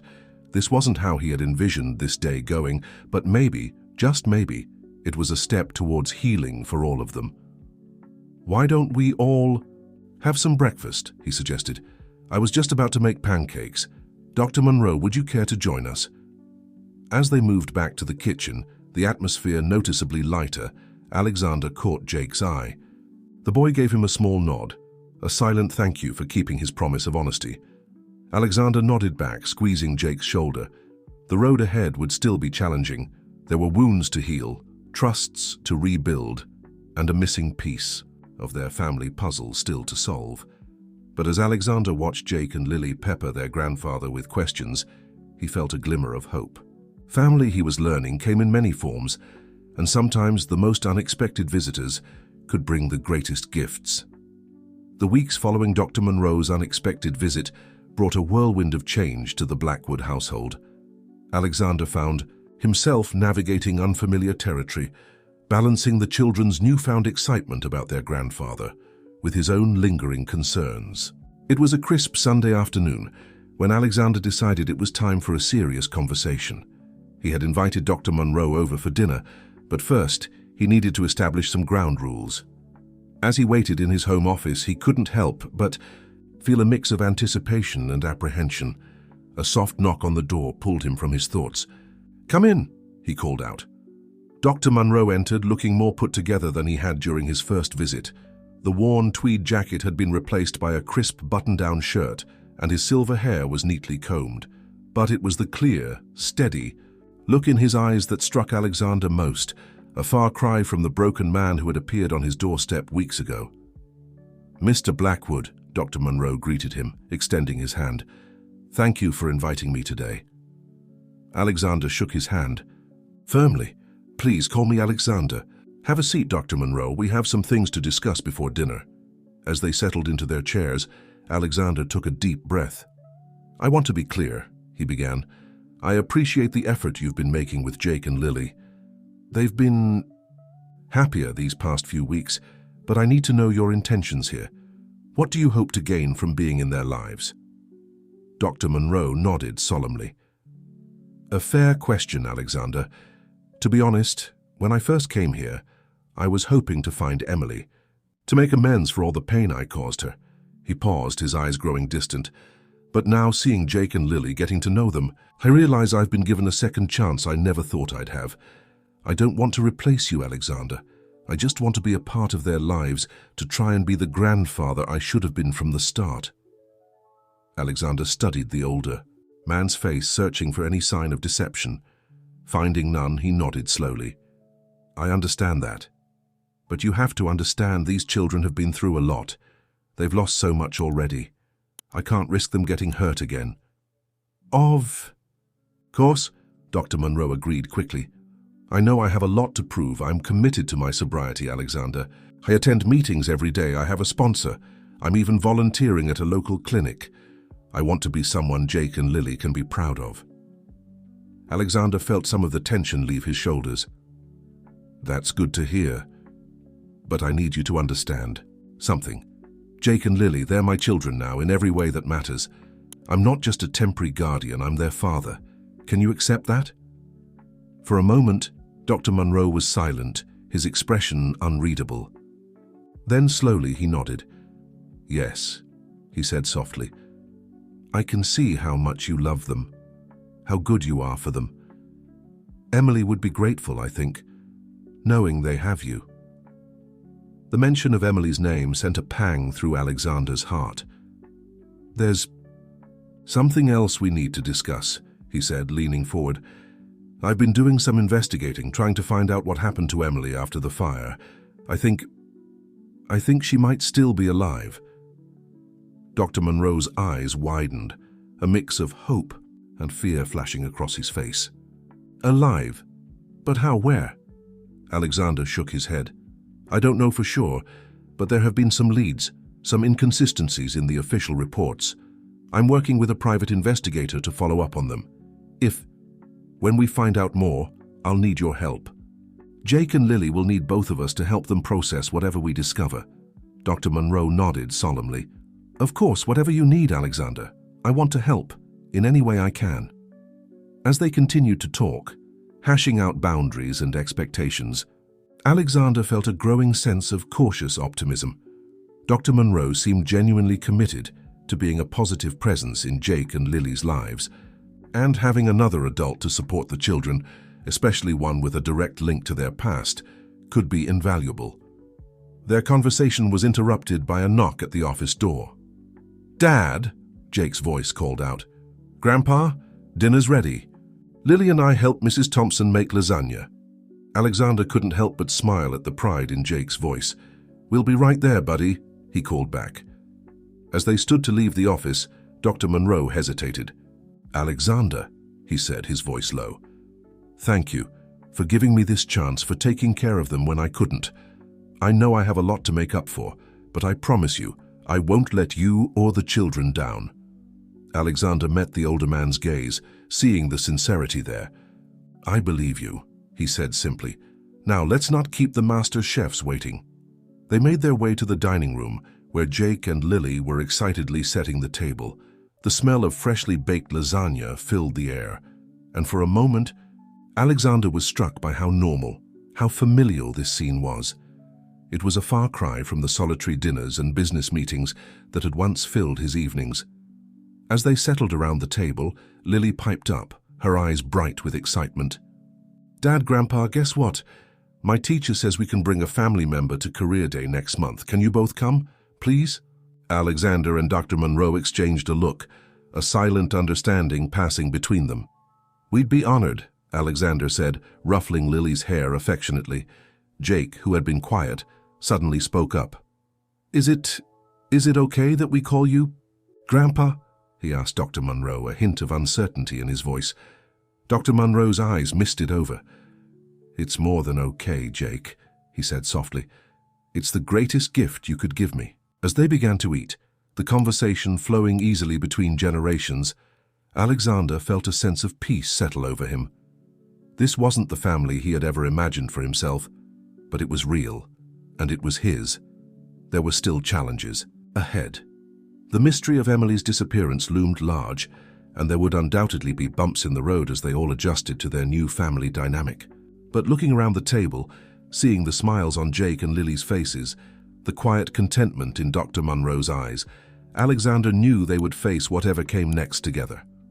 Family, he was learning, was not defined by blood alone, but by love by choice, and by the bridges we build between our past and our future. And as he listened to Lily regale them with tales of her latest art project, Jake occasionally chiming in with a dry comment that made them all laugh, Alexander Blackwood realized he had finally found the most valuable thing of all: a place to belong. The empire he had spent his life building paled in comparison to this: the warmth of shared meals, the joy of watching his children grow, the comfort of knowing that, no matter what, they were in this together. It wasn't perfect, but it was theirs. And for Alexander, that was more than enough. As the evening wound down and the children prepared for bed, Alexander found himself standing by the window, looking out over the city he had once thought held everything he needed. He felt a presence beside him and turned to see Dr. Monroe, a thoughtful expression on his face. "You've given them a wonderful life, Alexander," the older man said softly. "Emily would be proud." Alexander nodded, a lump forming in his throat. "We'll find her," he said, his voice barely above a whisper. "Somehow we'll bring her home." Dr. Monroe placed a hand on Alexander's shoulder, the gesture bridging years of misunderstanding and missed opportunities. "Yes," he agreed. "Together we will." As they stood there, two men from different worlds united by their love for two remarkable children, Alexander felt the last pieces of his new life. The weeks following Dr. Monroe's unexpected visit brought a whirlwind of change to the Blackwood household. Alexander found himself navigating unfamiliar territory, balancing the children's newfound excitement about their grandfather with his own lingering concerns. It was a crisp Sunday afternoon when Alexander decided it was time for a serious conversation. He had invited Dr. Monroe over for dinner, but first, he needed to establish some ground rules. As he waited in his home office, he couldn't help but feel a mix of anticipation and apprehension. A soft knock on the door pulled him from his thoughts. "Come in," he called out. Dr. Munro entered, looking more put together than he had during his first visit. The worn tweed jacket had been replaced by a crisp button-down shirt, and his silver hair was neatly combed. But it was the clear, steady look in his eyes that struck Alexander most, a far cry from the broken man who had appeared on his doorstep weeks ago. "Mr. Blackwood," Dr. Munro greeted him, extending his hand. "Thank you for inviting me today." Alexander shook his hand firmly. "Please, call me Alexander. Have a seat, Dr. Munro. We have some things to discuss before dinner." As they settled into their chairs, Alexander took a deep breath. "I want to be clear," he began. "I appreciate the effort you've been making with Jake and Lily. They've been happier these past few weeks. But I need to know your intentions here. What do you hope to gain from being in their lives?" Dr. Munro nodded solemnly. "A fair question, Alexander.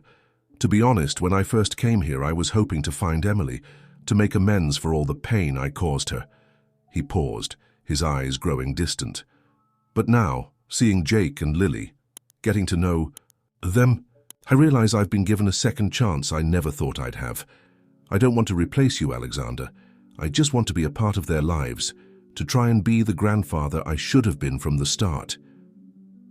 Alexander studied the older man's face, searching for any sign of deception. Finding none, he nodded slowly. "I understand that. But you have to understand these children have been through a lot. They've lost so much already. I can't risk them getting hurt again." "Of course," Dr. Munro agreed quickly. "I know I have a lot to prove. I'm committed to my sobriety, Alexander. I attend meetings every day. I have a sponsor. I'm even volunteering at a local clinic. I want to be someone Jake and Lily can be proud of." Alexander felt some of the tension leave his shoulders. "That's good to hear. But I need you to understand something. Jake and Lily, they're my children now. In every way that matters, I'm not just a temporary guardian, I'm their father. Can you accept that?" For a moment, Dr. Munro was silent, his expression unreadable. Then slowly he nodded. "Yes," he said softly. "I can see how much you love them, how good you are for them. Emily would be grateful, I think, knowing they have you." The mention of Emily's name sent a pang through Alexander's heart. "There's something else we need to discuss," he said, leaning forward. "I've been doing some investigating, trying to find out what happened to Emily after the fire. I think she might still be alive." Dr. Munro's eyes widened, a mix of hope and fear flashing across his face. "Alive? But how? Where?" Alexander shook his head. "I don't know for sure, but there have been some leads, some inconsistencies in the official reports. I'm working with a private investigator to follow up on them. When we find out more, I'll need your help. Jake and Lily will need both of us to help them process whatever we discover." Dr. Munro nodded solemnly. "Of course, whatever you need, Alexander. I want to help in any way I can." As they continued to talk, hashing out boundaries and expectations, Alexander felt a growing sense of cautious optimism. Dr. Munro seemed genuinely committed to being a positive presence in Jake and Lily's lives. And having another adult to support the children, especially one with a direct link to their past, could be invaluable. Their conversation was interrupted by a knock at the office door. "Dad," Jake's voice called out. "Grandpa, dinner's ready. Lily and I helped Mrs. Thompson make lasagna." Alexander couldn't help but smile at the pride in Jake's voice. "We'll be right there, buddy," he called back. As they stood to leave the office, Dr. Munro hesitated. "Alexander," he said, his voice low, "thank you for giving me this chance, for taking care of them when I couldn't. I know I have a lot to make up for, but I promise you, I won't let you or the children down." Alexander met the older man's gaze, seeing the sincerity there. "I believe you," he said simply. "Now let's not keep the master chefs waiting." They made their way to the dining room, where Jake and Lily were excitedly setting the table. The smell of freshly baked lasagna filled the air, and for a moment, Alexander was struck by how normal, how familial this scene was. It was a far cry from the solitary dinners and business meetings that had once filled his evenings. As they settled around the table, Lily piped up, her eyes bright with excitement. "Dad, Grandpa, guess what? My teacher says we can bring a family member to Career Day next month. Can you both come, please?" Alexander and Dr. Monroe exchanged a look, a silent understanding passing between them. "We'd be honored," Alexander said, ruffling Lily's hair, affectionately. Jake, who had been quiet, suddenly spoke up. Is it okay that we call you Grandpa?" he asked Dr. Monroe, a hint of uncertainty in his voice. Dr. Monroe's eyes misted over. "It's more than okay, Jake," he said softly. "It's the greatest gift you could give me." As they began to eat, the conversation flowing easily between generations, Alexander felt a sense of peace settle over him. This wasn't the family he had ever imagined for himself, but it was real, and it was his. There were still challenges ahead. The mystery of Emily's disappearance loomed large, and there would undoubtedly be bumps in the road as they all adjusted to their new family dynamic. But looking around the table, seeing the smiles on Jake and Lily's faces, the quiet contentment in Dr. Monroe's eyes, Alexander knew they would face whatever came next together. Family, he was learning, was not defined by blood alone, but by love by choice and by the bridges we build between our past and our future. And as he listened to Lily regale them with tales of her latest art project, Jake occasionally chiming in with a dry comment that made them all laugh, Alexander Blackwood realized he had finally found the most valuable thing of all, a place to belong. The empire he had spent his life building paled in comparison to this, the warmth of shared meals, the joy of watching his children grow, the comfort of knowing that no matter what, they were in this together. It wasn't perfect, but it was theirs, and for Alexander that was more than enough.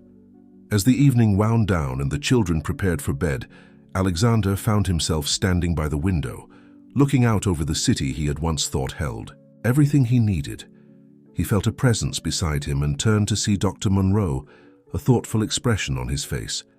"You've given them a wonderful life, Alexander," the older man said softly. "Emily would be proud." Alexander nodded, a lump forming in his throat. "We'll find her," he said, his voice barely above a whisper. "Somehow we'll bring her home." Dr. Monroe placed a hand on Alexander's shoulder, the gesture bridging years of misunderstanding and missed opportunities. "Yes," he agreed. "Together, we will." As they stood there, two men from different worlds united by their love for two remarkable children, Alexander felt the last pieces of his new life falling into place. The future, with all its uncertainties and challenges, no longer seemed daunting. Instead, it held the promise of love, growth, and the unbreakable bonds of family. The night settled over New York City, its twinkling lights a reflection of the hope that now burned brightly in the Blackwood penthouse.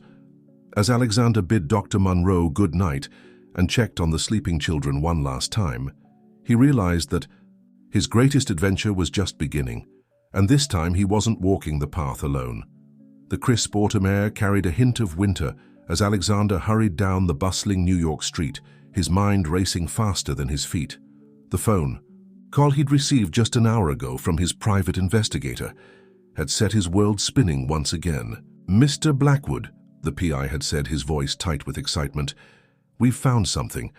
A woman matching Emily's description was admitted to a small hospital in upstate New York 3 years ago. She was using a different name, but the timeline and physical description match. There's more, sir, but I think we should discuss this in person." Now, as Alexander pushed open the door to the investigator's office, he felt a mixture of hope and trepidation. Could this really be the breakthrough they'd been waiting for? The PI, a weathered man named Frank Donovan, looked up as Alexander entered. "Mr. Blackwood," he greeted, gesturing to a chair. "Please sit down, we have a lot to discuss." Alexander settled into the chair, his heart pounding. "Tell me everything," he said simply. Donovan nodded, pulling out a file. 3 years ago, a Jane Doe was brought into St. Mary's Hospital in Albany. She had no ID, no memory of who she was or how she got there. The doctors diagnosed her with severe retrograde amnesia, likely caused by trauma. Alexander leaned forward, his breath catching. "And you think this could be Emily?" "The physical description matches," Donovan confirmed. "But there's more. The woman had a small tattoo on her wrist, a lily flower. You mentioned in your initial report that Emily had gotten a tattoo for her daughter, right?" Alexander nodded, feeling lightheaded. Yes, she got it right after Lily was born.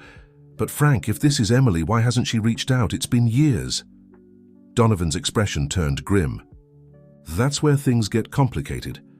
The woman, who was going by the name Jane Taylor, checked herself out of the hospital against medical advice about a year after she was admitted. She left a note saying she remembered danger, that she couldn't stay in one place. The trail goes cold after that. Alexander ran a hand through his hair, his mind reeling. So she remembered enough to know she was in danger, but not enough to come home? What kind of danger could she have been in? That's what we need to find out, Donovan said firmly. Mr. Blackwood, I think it's time we took a closer look at the fire that supposedly took Emily's life. Something doesn't add up. As Alexander left the office an hour later, his head was spinning with new information and theories.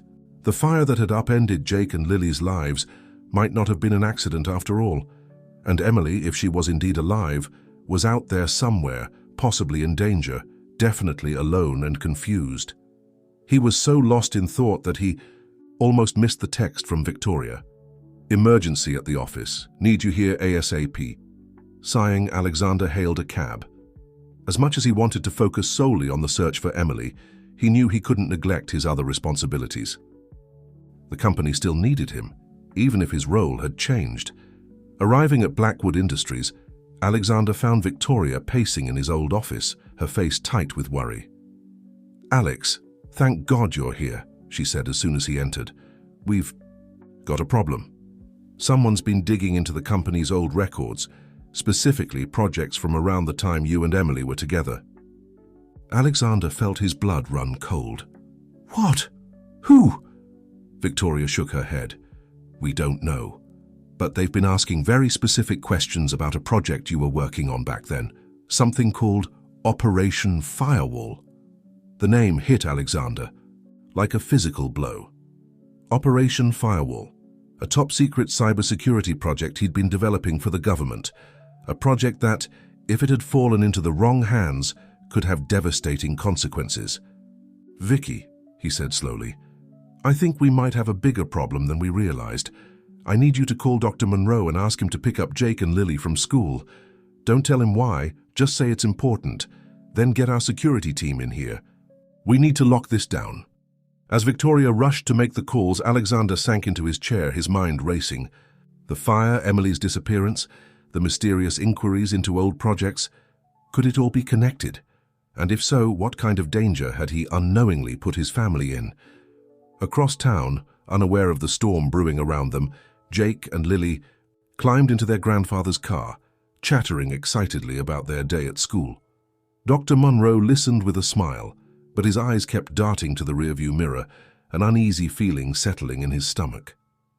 As they pulled away from the curb, none of them noticed the black sedan that slowly began to follow them through the busy New York streets.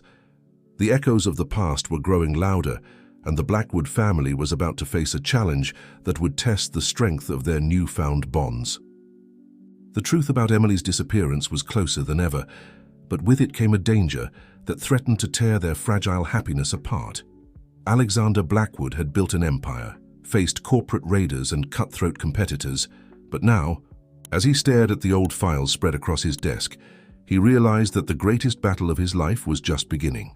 And this time it wasn't just his fortune at stake, it was his family.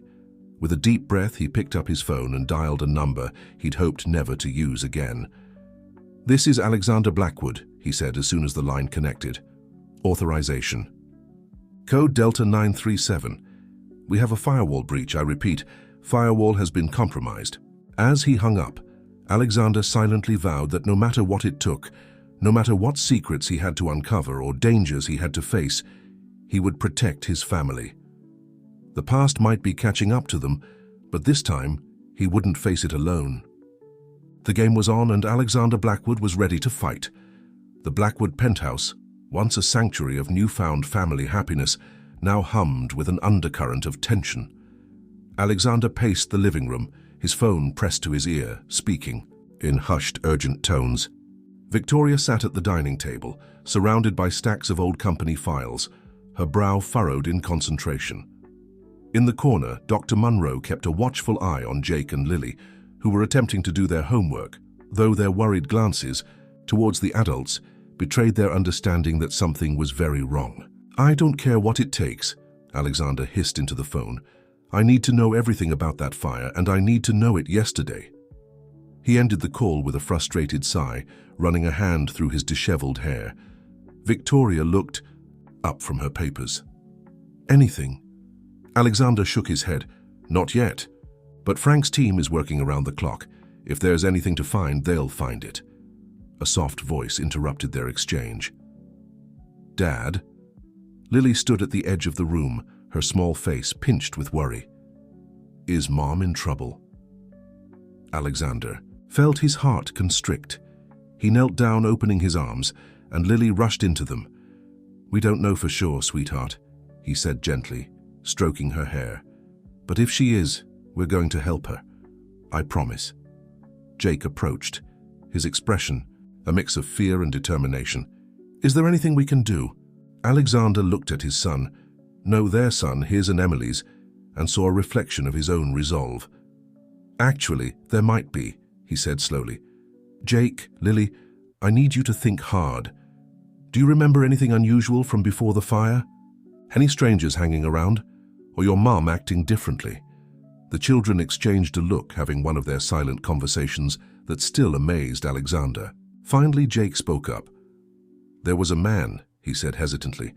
"He came to the house a few times. Mom always sent us to our rooms when he was there, but I heard them arguing once." Alexander felt a chill run down his spine. "Do you remember what he looked like?" Jake's forehead creased in concentration. He was tall, with gray hair, and he had a scar right here. He pointed to his left cheek. Victoria gasped softly. "Alex, that sounds like—" "I know." Alexander cut her off, not wanting to say the name in front of the children. He turned back to Jake and Lily. "You've both been very brave and very helpful. Why don't you go with Grandpa and get ready for bed? We'll talk more in the morning." As Dr. Munro ushered the children out, Alexander turned to Victoria, his face grim. "It can't be a coincidence," he said, in a low voice. "If Stryker is involved in this," Victoria nodded, her face pale, "it would explain a lot. But Alex, if he's behind Emily's disappearance, if he's the one asking questions about Operation Firewall now, then we're all in danger," Alexander finished. He moved to the window, looking out over the city he'd once thought he ruled. Now, it felt like a maze of shadows and threats.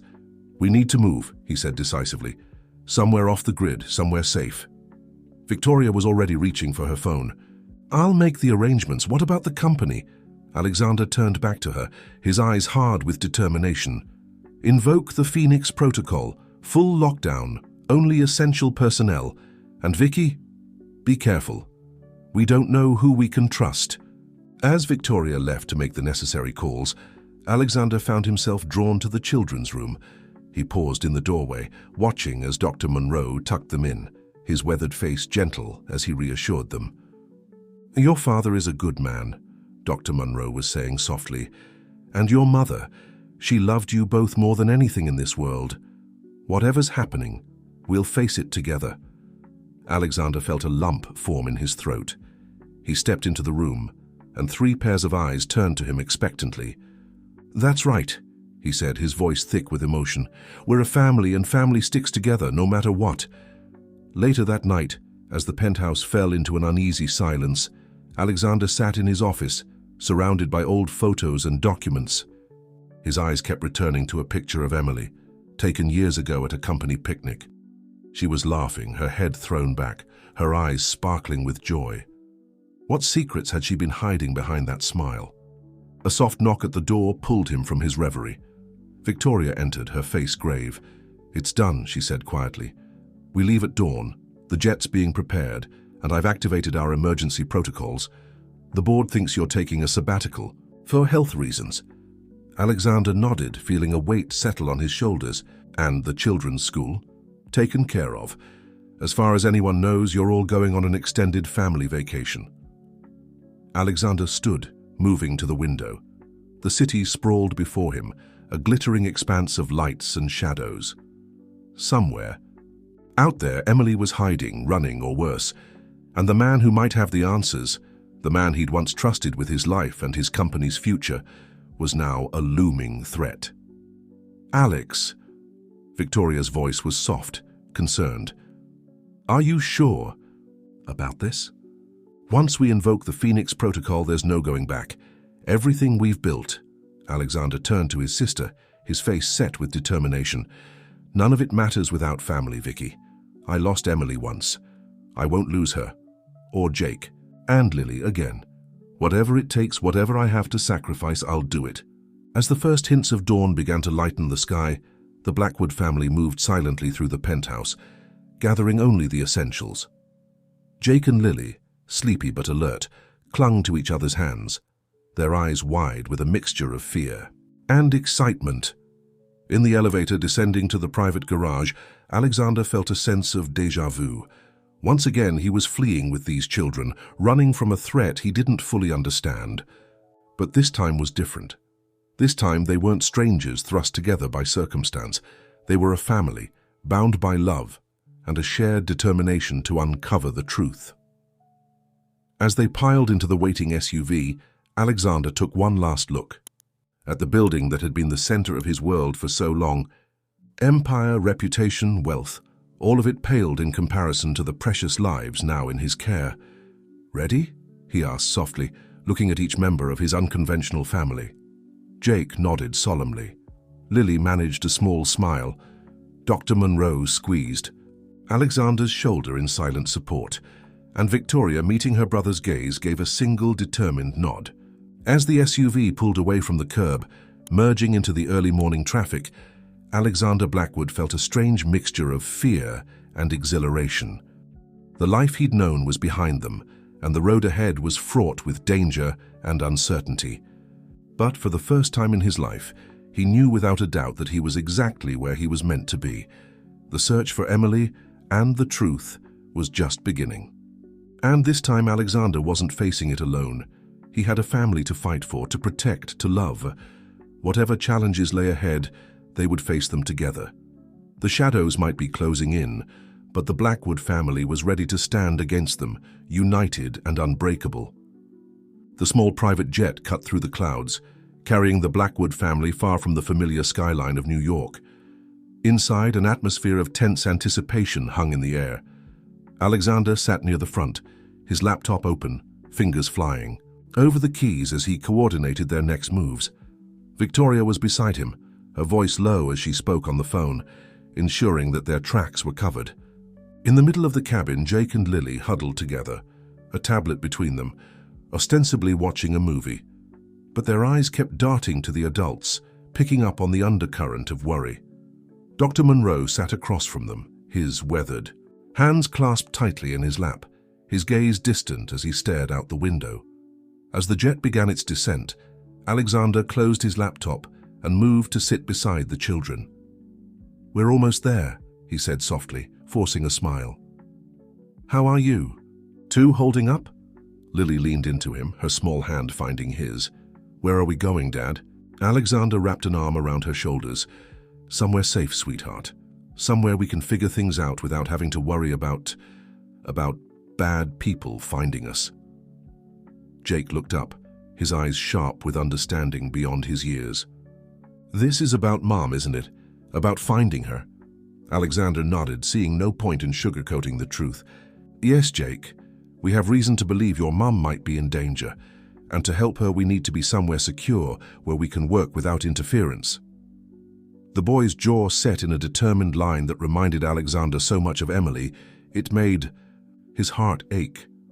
"We want to help," Jake said firmly. "Lily and I, we're not babies. If Mom's in trouble, we want to do something." Before Alexander could respond, Victoria approached, ending her call. "We're clear," she said quietly. "The house is ready and our team is in place. No one followed us." Alexander nodded, feeling a small measure of relief. He turned back to the children, including Dr. Monroe in his gaze. "Listen, all of you. Where we're going, it's not going to be like New York. It's remote, isolated, but it's also beautiful, and most importantly, it's safe. I need you to trust me, okay? Can you do that?" Three heads nodded solemnly. Alexander felt a surge of love and protectiveness wash over him. This makeshift family of his, Thrown together by circumstance and bound by something deeper than blood, he would move heaven and earth to keep them safe. The jet touched down on a small private airstrip surrounded by dense forest. As they disembarked, the crisp mountain air filled their lungs, a stark contrast to the city smog they were used to.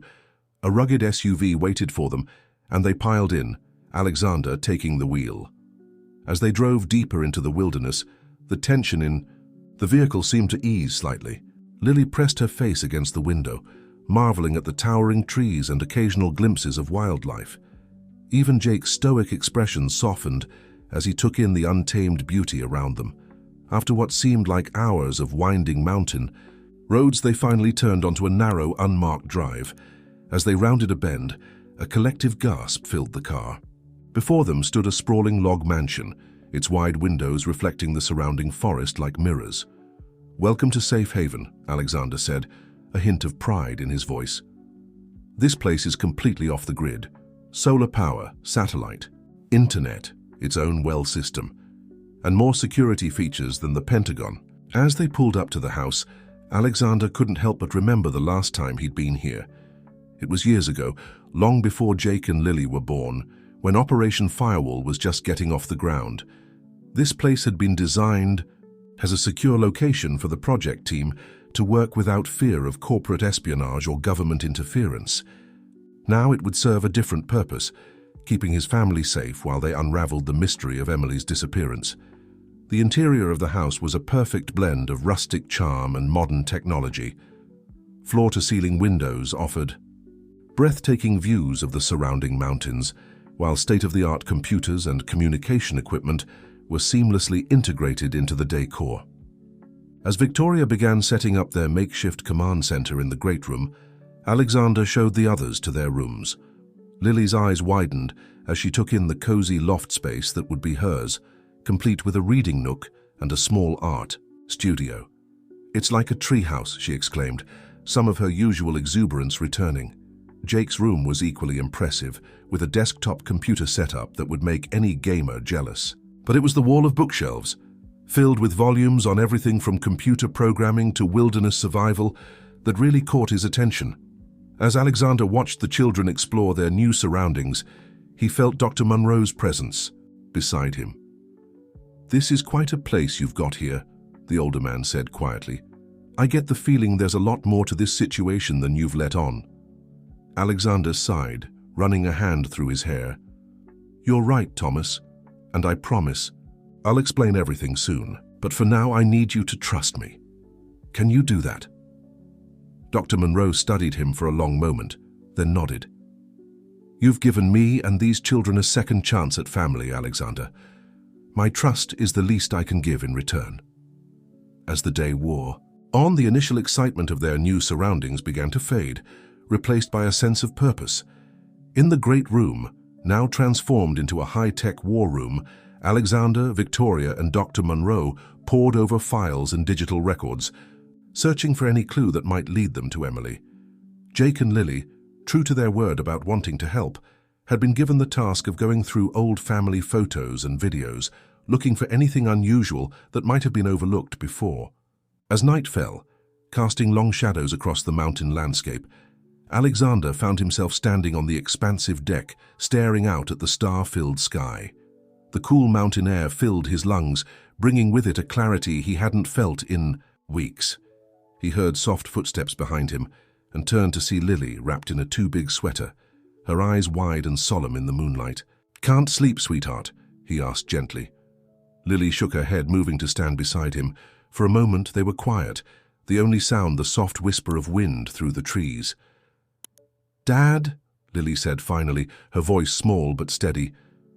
"Are we going to find Mom?" Alexander felt his throat tighten with emotion. He knelt down, looking into Lily's eyes, Emily's eyes. "I promise you, Lily, we are going to do everything in our power to find her, and when we do, we're going to bring her home." Lily nodded, then threw her arms around Alexander's neck. "I'm scared," she whispered, "but I'm glad you're here. You make me feel safe." As Alexander held his daughter close, he felt a renewed sense of determination wash over him. The road ahead was uncertain, fraught with danger and unknown challenges. But here, in this moment, with Lily in his arms and the rest of their unconventional family safe under one roof, he knew they could face whatever came next. Safe haven was more than just a secure location. It was a promise to protect, to persevere, and to fight for the truth no matter the cost. As Lily's breathing evened out, sleep finally claiming her, Alexander made a silent vow to the stars above. He would unravel this mystery, confront the ghosts of his past, and bring Emily home, not just for himself, but for Jake and Lily, for the family they had become, and the future they all deserved. The mountain night wrapped around them like a protective cloak, and for the first time in weeks, Alexander felt a glimmer of hope. Whatever challenges lay ahead, they would face them together. Safe haven was just the beginning of their journey, a journey that would test their bonds, reveal long-buried truths, and ultimately, Alexander hoped, bring their family full circle. As he carried Lily back inside, Alexander Blackwood knew that the greatest adventure of his life was just beginning, and this time he had everything to fight for. The early morning sun cast long shadows across the great room of Safe Haven, where Alexander sat surrounded by a sea of documents, his eyes red-rimmed from lack of sleep. He rubbed his temples, trying to make sense of the information scattered before him. Nearby, Victoria dozed fitfully on the couch, her laptop still open on her chest. A soft footstep caught Alexander's attention. He looked up to see Jake standing. In the doorway, his hair tousled from sleep, his eyes sharp with concern. "Dad?" Jake's voice was hesitant. "Have you been up all night?" Alexander managed a tired smile. "Just trying to put some pieces together, buddy. Did you sleep okay?" Jake nodded, moving closer to examine the papers strewn across the table. "What's all this?" Alexander hesitated, then decided on honesty. "It's everything we've been able to gather about your mom's disappearance and about the project that might be connected to it." Jake's eyes widened with interest. "Can I help? I'm good with puzzles." For a moment, Alexander was tempted to send Jake back to bed, to shield him from the complexities and dangers of the situation. But looking into his son's determined face, he saw a reflection of his own drive and intelligence. "All right," he said, pulling out a chair, "but this stays between us for now, okay? I don't want to worry Lily or your grandfather unnecessarily." Jake nodded solemnly, settling into the chair. Together they began to sift through the documents, Alexander explaining in simplified terms the basics of Operation Firewall and its potential connection to Emily's disappearance. As the morning wore on, Lily and Dr. Monroe joined them, bringing much-needed coffee and breakfast. Victoria, roused by the smell of food, contributed her own insights. Slowly, a picture began to emerge. "So this Operation Firewall," Jake said, his brow furrowed in concentration. "It was supposed to protect important computer systems, right? But something went wrong?" Alexander nodded, impressed by his son's quick grasp of the situation. "That's right. The program was more powerful than we anticipated. In the wrong hands, it could be used to break into any system, not just defend them." Dr. Monroe, who had been listening intently, spoke up. "And you think Emily discovered something about this, something that put her in danger?" "It's possible," Victoria interjected. "The timeline matches up. The project was shut down abruptly around the same time Emily disappeared." Lily, who had been quietly drawing at the edge of the table, suddenly perked up. "Dad, look." She held up her drawing, a swirl of lines and shapes that seemed random at first glance. But Alexander felt his breath catch as he looked closer. Hidden within the childish scribbles was a pattern he recognized. The base code for Operation Firewall. "Lily," he said carefully, "where did you see this pattern?" The little girl shrugged. "I don't know. I just remembered it. Mom used to draw it sometimes when she thought we weren't looking." The room fell silent as the implications sank in. Emily hadn't just stumbled upon sensitive information, she had been actively involved with Operation Firewall. Alexander's mind raced. If Emily had been part of the project, it would explain so much. Her sudden disappearance, the danger she seemed to be in, the gaps in the official record. "We need to dig deeper into Emily's involvement with Blackwood Industries during that time," he said, his voice tight with renewed determination. "Victoria, Can you access the old employee records? And Jake, I have a special task for you. Jake sat up straighter, eager to help. Alexander pulled out a small, encrypted hard drive from his pocket. This contains all the technical data we have. On Operation Firewall, I need you to go through it, see if you can spot any patterns or anomalies. Your fresh eyes might catch something we've missed. As Jake took the drive with reverent care, Alexander felt a mixture of pride and apprehension. He was putting a lot of trust in a child, but Jake had already proven himself to be exceptionally bright and insightful. Dr. Monroe cleared his throat. "And what about me, Alexander? How can I help?" Alexander turned to the older man, seeing the determination in his eyes. "Thomas, I need you to write down everything you can remember about Emily from that time. Any changes in her behavior, strange phone calls, unexplained absences, even the smallest detail could be important." As the family dispersed to their assigned tasks, Alexander felt a renewed sense of purpose. They were no longer fumbling in the dark. They had direction, a plan of action. The day passed in a flurry of activity. The great room of Safe Haven transformed into a war room, with timelines pinned to walls, computer screens displaying complex data analyses, and the constant murmur of theories and discoveries. As evening fell, they regrouped to share their findings. Victoria had uncovered evidence that Emily had been part of a small, off-the-books team within Blackwood Industries. Jake, his eyes bright with excitement, had identified a recurring anomaly in the firewall code, a hidden backdoor that shouldn't have been there. But it was Lily who provided the most startling revelation. As they discussed their discoveries, she had been playing with an old locket of Emily's that Alexander had brought along. Suddenly she gasped. "Look!" she exclaimed, holding up the locket. With careful fingers, she pried open a hidden compartment none of them had known existed. Inside was a tiny microchip. Alexander felt his heart race as he carefully extracted the chip. Could this be the key to unraveling the whole mystery? What secrets had Emily hidden away, knowing her children might one day find them? As they all stared at the tiny piece of technology, a mix of hope and trepidation filled the room. They were one step closer to the truth, but that truth might be more dangerous than they had imagined.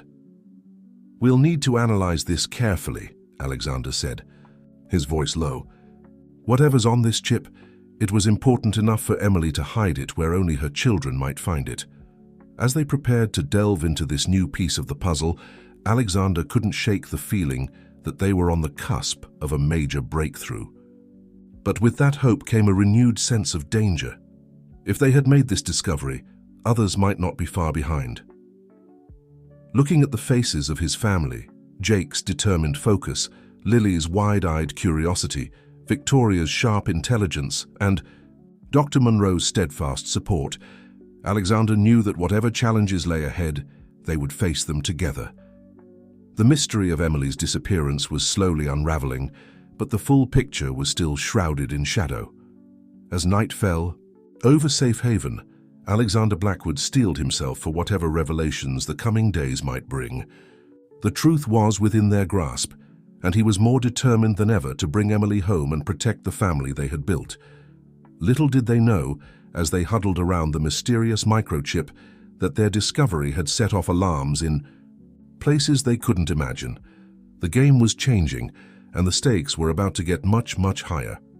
The soft glow of computer screens illuminated the tense faces gathered around the dining table of Safe Haven. Alexander, Victoria, and Jake huddled over laptops, their fingers flying across keyboards as they worked to decrypt the contents of Emily's microchip. Dr. Monroe paced nearby, occasionally peering over their shoulders, while Lily curled up in an oversized armchair, clutching her mother's locket and watching the adults with wide, worried eyes. "I think I've got something," Jake suddenly exclaimed, his voice cutting through the tense silence. All eyes turned to him as he swiveled his laptop around. "Look at this. It's some kind of encoded message." Alexander leaned in, his heart racing as he scanned the screen. Lines of seemingly random numbers and letters scrolled by, but there was a pattern to them that tickled at the edge of his memory. "It's a variant of the firewall encryption," he murmured, more to himself than the others. "But there's something different about it. Something—" "Wait," Victoria interjected, her eyes narrowing as she studied the code. "This section here, it's not just encryption, it's coordinates." A jolt of excitement ran through the room. Alexander quickly pulled up a map on his own computer, inputting the numbers Victoria had identified. A red dot appeared on the screen, pulsing softly in a remote area of the Adirondack Mountains. "That's not far from here," Dr. Monroe observed, leaning in for a closer look. "Maybe a few hours' drive at most." Alexander sat back, his mind racing. Could this be it? The clue they'd been searching for, the key to finding Emily. But even as hope surged within him, caution held him back. "It could be a trap," he said slowly, voicing the concern that hung unspoken in the air. "If someone else has been looking for this information." "But we have to go, don't we?" Lily's small voice piped up from her corner. "If Mom left us this clue, she must have wanted us to find her." Alexander met his daughter's earnest gaze, seeing in it a reflection of Emily's determination. He nodded slowly. "You're right, sweetheart. We do have to go. But we need to be smart about this." As they began to formulate a plan, a sudden beeping from one of the security monitors caught their attention. Victoria rushed to check it, her face paling as she pulled up the camera feeds. "We've got company," she said grimly. "2 SUVs coming up the access road. Heavy tint, no plates." Alexander felt his blood run cold. How had they been found? He sprang into action, years of crisis management kicking in. "Victoria, initiate lockdown protocols. Jake, Lily, grab your emergency bags. Dr. Monroe, help me secure the research." As the family scrambled to prepare, Alexander's mind whirled with possibilities. Who had found them? Stryker and his men? Government agents, or someone else entirely? Someone connected to Emily's disappearance? Within minutes, Safe Haven had transformed from a cozy mountain retreat into a fortress. Steel shutters slid over, windows, reinforced doors locked into place, and hidden panels opened to reveal an arsenal that would have made a military unit envious. "Remember the drills," Alexander said as they gathered in the great room, each clutching a packed bag. "If we get separated, head for the rendezvous point. No heroics, no risks. Stick together and stay safe." As the sound of vehicles approaching grew louder, Alexander made a split-second decision. "Victoria, take Jake and Lily through the tunnel. Get them to the backup location. Dr. Monroe and I will hold them off and follow as soon as we can." Victoria nodded grimly, understanding the unspoken message. If something went wrong, at least the children would be safe. She ushered Jake and Lily towards a hidden panel in the floor, pausing only to give her brother a fierce hug. "Be careful," she whispered. "We need you." As the panel slid shut behind them, Alexander turned to Dr. Monroe. The older man stood straight-backed, a determined glint in his eye. "I may be old," he said wryly, "but I've still got a few tricks up my sleeve. What's the plan?" Alexander managed a grim smile. "We buy them time, and maybe, just maybe, we get some answers." They took up positions near the windows, peering cautiously through gaps in the shutters. The SUVs had stopped at the edge of the clearing, and dark figures were emerging, moving, with the coordinated precision of trained operatives. "Wait," Dr. Monroe suddenly hissed, squinting at one of the figures. "I know that man. That's Richard Holloway. He was Emily's research partner at Blackwood Industries." Alexander felt as if he'd been punched in the gut. Richard Holloway had been more than just Emily's colleague. He'd been Alexander's friend, one of the few people he'd trusted with the full scope of Operation Firewall. "If Holloway's involved," he said slowly, "this goes deeper than we thought. He must know something about what happened to Emily." As the intruders approached the house, Alexander made a decision that went against every instinct he had. He moved to the control panel and began disengaging the security protocols. "What are you doing?" Dr. Monroe asked, alarmed. "Taking a calculated risk," Alexander replied, his jaw set. "If Holloway's here, he might have answers we need, and if he wanted us dead, he wouldn't have come in person." As the reinforced door slid open, Alexander and Dr. Monroe stepped out onto the porch, hands raised in a gesture of peace. The armed men surrounding Holloway tensed, weapons half raised. "That's far enough," Alexander called out. "You're trespassing on private property, Richard. I hope you have a damn good explanation." Holloway stepped forward, his face a mask of conflicting emotions. Relief, worry, and something that looked almost like guilt. "Hello, Alex," he said quietly. "It's been a long time. We need to talk." "About Emily?" Alexander asked, his voice tight with barely contained emotion. Holloway nodded gravely. "About Emily, about Operation Firewall, and about the storm that's coming for all of us." As they stood there, the mountain air heavy with tension and unspoken truths, Alexander felt as if he were standing on the edge of a precipice. Whatever Holloway had to say, it would change everything. The mystery of Emily's disappearance, the danger surrounding his family, the very foundations of the life he'd built, it was all about to be upended. But as he thought of Victoria and the children, safely hidden and on their way to the backup location, Alexander knew he was ready to face whatever came next. For his family, for Emily, and for the truth, he would walk into the darkness and fight his way back to the light. "All right, Richard," he said, gesturing for Holloway and his men to enter the house. "Let's talk." As they filed inside, the door closing behind them with a final sounding thud, Alexander couldn't shake the feeling that they were crossing a point of no return. The echoes of the past were growing louder, and the time for secrets was coming to an end. Whatever revelations awaited them in the coming hours, one thing was certain: nothing would ever be the same again. The tension in the room was palpable as Alexander, Dr. Monroe, and Richard Holloway sat around the dining table of Safe Haven. The armed men who had accompanied Holloway stood at a respectful distance, their presence a constant reminder of the gravity of the situation. "Start talking, Richard," Alexander said, his voice low and controlled. "What do you know about Emily?" Holloway took a deep breath, his fingers drumming nervously on the table. "She's alive, Alex. Or at least, she was 6 months ago." The words hit Alexander like a physical blow. He gripped the edge of the table, his knuckles turning white. "Where is she? Why hasn't she come home?" "It's complicated," Holloway replied, his face etched with lines of worry. "Emily, she discovered something about Operation Firewall, something that put her in danger. Put all of us in danger." Dr. Monroe leaned forward, his eyes sharp. "What kind of danger?"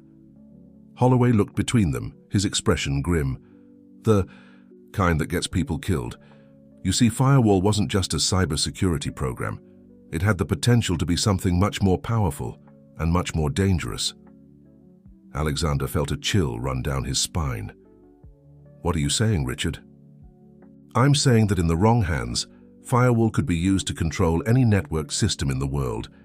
Power grids, financial markets, military defenses, all of it could be manipulated or shut down with a few keystrokes. The implications were staggering. Alexander's mind raced, connecting dots he hadn't even known existed. And Emily discovered this?" Holloway nodded. "She was brilliant, Alex. She saw the potential, both for good and for catastrophic harm. When she realized what we'd created, she tried to shut it down. But there were others who saw Firewall as an opportunity. People in high places who didn't want to let go of that kind of power." "Stryker," Alexander breathed, the pieces falling into place. "Among others," Holloway confirmed. "When Emily threatened to go public with what she knew, they came after her. The fire at your house, it wasn't an accident." Dr. Monroe gasped softly, but Alexander barely heard him. His world had narrowed to Holloway's words, each revelation hitting him like a hammer blow. "Emily managed to escape," Holloway continued. "She went underground, taking a crucial piece of Firewall's core programming with her. Without it, the system is incomplete, powerful but not the world-altering weapon it could be." Alexander's mind whirled. "The coordinates on the microchip, that's where she's hiding?" Holloway's eyebrows shot up in surprise. "You found the microchip? That's incredible. Emily always said if anyone could unravel her clues, it would be you and the children." A surge of emotions, pride, love, and a renewed sense of hope washed over Alexander. Even in hiding, even in danger, Emily had believed in them, had left a trail for them to follow. "Why are you here, Richard?" Alexander asked, his voice tight with barely contained emotion. "Why now?" Holloway's face grew somber. Because time is running out. Stryker and his people are close to replicating the missing piece of firewall. Once they do, Emily's sacrifice will have been for nothing. We need to find her and the core program before they do. Dr. Monroe, who had been listening intently, spoke up. But why come to us? Surely with your resources you could have found Emily yourself. A flicker of shame crossed Holloway's face. I've been compromised. Stryker's people have been watching me. I couldn't risk leading them to Emily. But when I heard about your family's sudden vacation, I knew you must have found something. I had to warn you, to help if I could. Alexander sat back, his mind racing. Could they trust Holloway? His story, filled in many blanks, but years of business had taught Alexander to be wary of convenient explanations. If what you're saying is true, he said slowly, then Victoria and the children are in danger right now. We need to warn them, to make sure. They're safe before we do anything else. Holloway nodded quickly. Of course, I have secure communications equipment in the car. We can set up a secure link to wherever they've gone. As Holloway went to retrieve the equipment, Alexander turned to Dr. Monroe. What do you think, Thomas? Can we trust him? The older man's face was creased with worry. I don't know, Alexander. His story fits the facts as we know them, but there's still so much we don't understand. Whatever we do next, we need to be cautious. Alexander nodded grimly. Agreed. We'll hear him out, use his resources if we need to, but we keep our guard. Emily and the children are all that matter now. When Holloway returned with the communications gear, they quickly set up a secure line. Alexander's heart raced as he waited for Victoria to respond. When her face appeared on the screen, tight with worry but unharmed, he felt a wave of relief wash over him. Alex, thank God, are you all right? What's happening? Victoria's voice crackled through the speaker. We're fine, Alexander assured her. But there have been developments. Is everyone safe? The children? Victoria nodded. We're at the backup location. Jake and Lily are scared, but they're holding up. Alex, what's going on? Quickly, Alexander filled her in on Holloway's revelations. He watched as Victoria's expression shifted from confusion to shock to grim determination. So what's our next move? She asked when he'd finished. Alexander took a deep breath. We follow Emily's clue. The coordinates on the microchip. That's our best lead. But I need you and the children to stay where you are. It's too dangerous to bring them into this. Victoria's eyes flashed with a familiar stubbornness. Like hell, Alex. We're in this together. All of us. Jake and Lily deserve to be part of finding their mother. As much as he wanted to argue, Alexander knew she was right. This wasn't just his mission. It was a family endeavor. And hadn't Jake and Lily already proven how valuable their insights could be? All right, he conceded. But we do this smart. No unnecessary risks. You wait for my signal before moving to the coordinates. Understood? Victoria nodded, a small smile tugging at her lips. Understood. Be careful, Alex, and bring our girl home. As the call ended, Alexander turned back to Holloway and Dr. Monroe. The weight of what lay ahead settled over him, but for the first time in years, he felt a glimmer of real hope. Gentlemen, he said, his voice steady with newfound resolve, let's go find Emily. As they began to plan their next moves, Alexander couldn't shake the feeling that they were on the precipice of something monumental. The truth about Emily, about Operation Firewall, about the very foundations of the life he'd built, it was all within reach. Whatever challenges lay ahead, whatever dangers they might face, Alexander Blackwood was ready.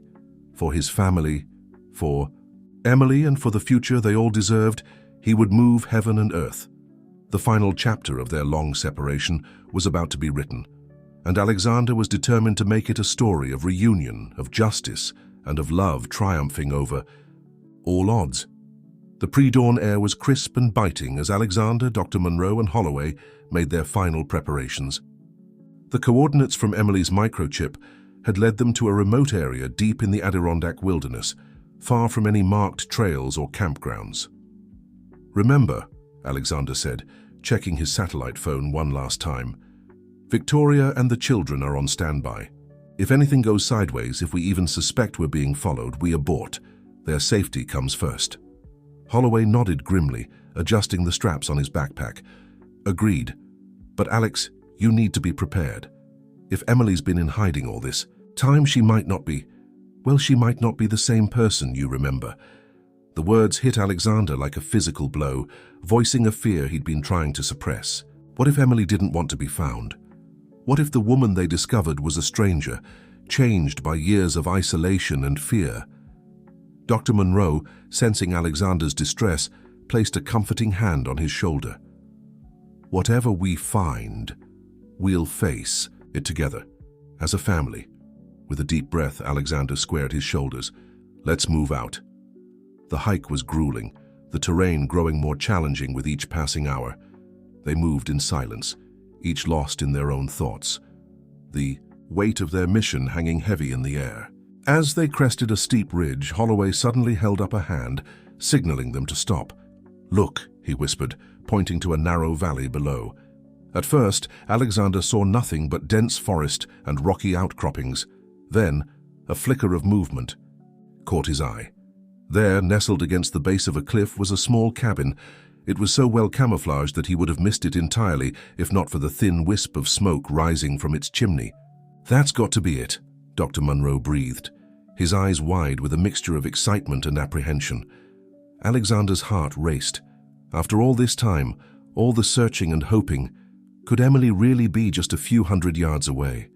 They made their way down the ridge carefully, alert for any signs of surveillance or traps. As they neared the cabin, Alexander felt a surge of memories wash over him. Emily's laugh, the scent of her hair, the way her eyes lit up when she talked about her work. He pushed the thoughts aside, forcing himself to focus on the present. At the edge of the small clearing, they paused. "How do you want to play this?"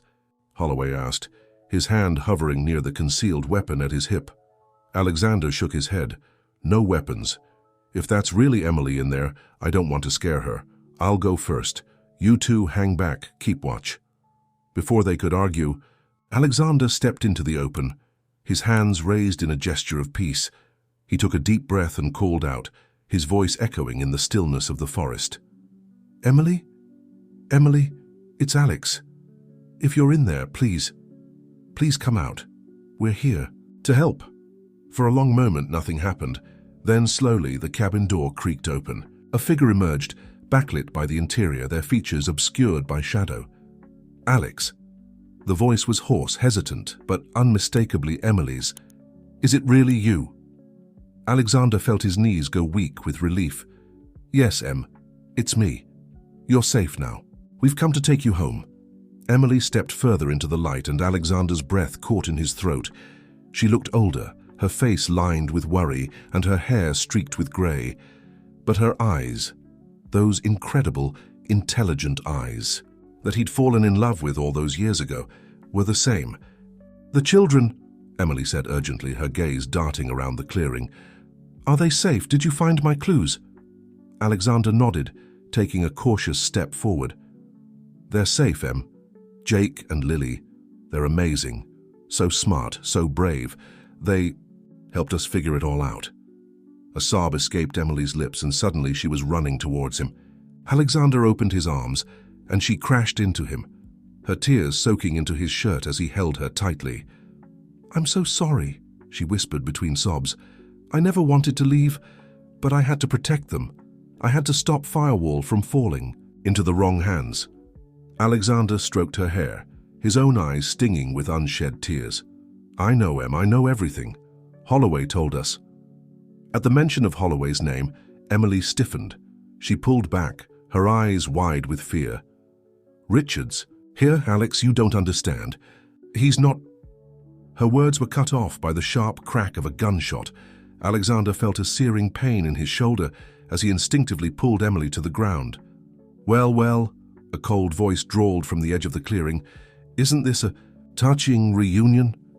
Alexander looked up to see Stryker emerging from the trees, a smoking gun in his hand. Behind him, Holloway stood with a pained expression, another armed man holding a gun to his head. "I'm sorry, Alex," Holloway said, his voice thick with regret. "They got to my family. I didn't have a choice." Stryker smiled, a predatory gleam in his eyes. Don't be too hard on old Richard. He played his part beautifully, led us right to the final piece of the puzzle. His gaze shifted to Emily, who was trembling in Alexander's arms. Now, Dr. Monroe, why don't you be a good girl and hand over that core program, unless you want to see your happy little family reunion cut tragically short. Alexander's mind raced, assessing their options. They were outnumbered, outgunned, and he was injured. But as he looked at Emily, saw the fierce determination in her eyes, he knew they weren't beaten yet. "Run," he whispered so softly only Emily could hear.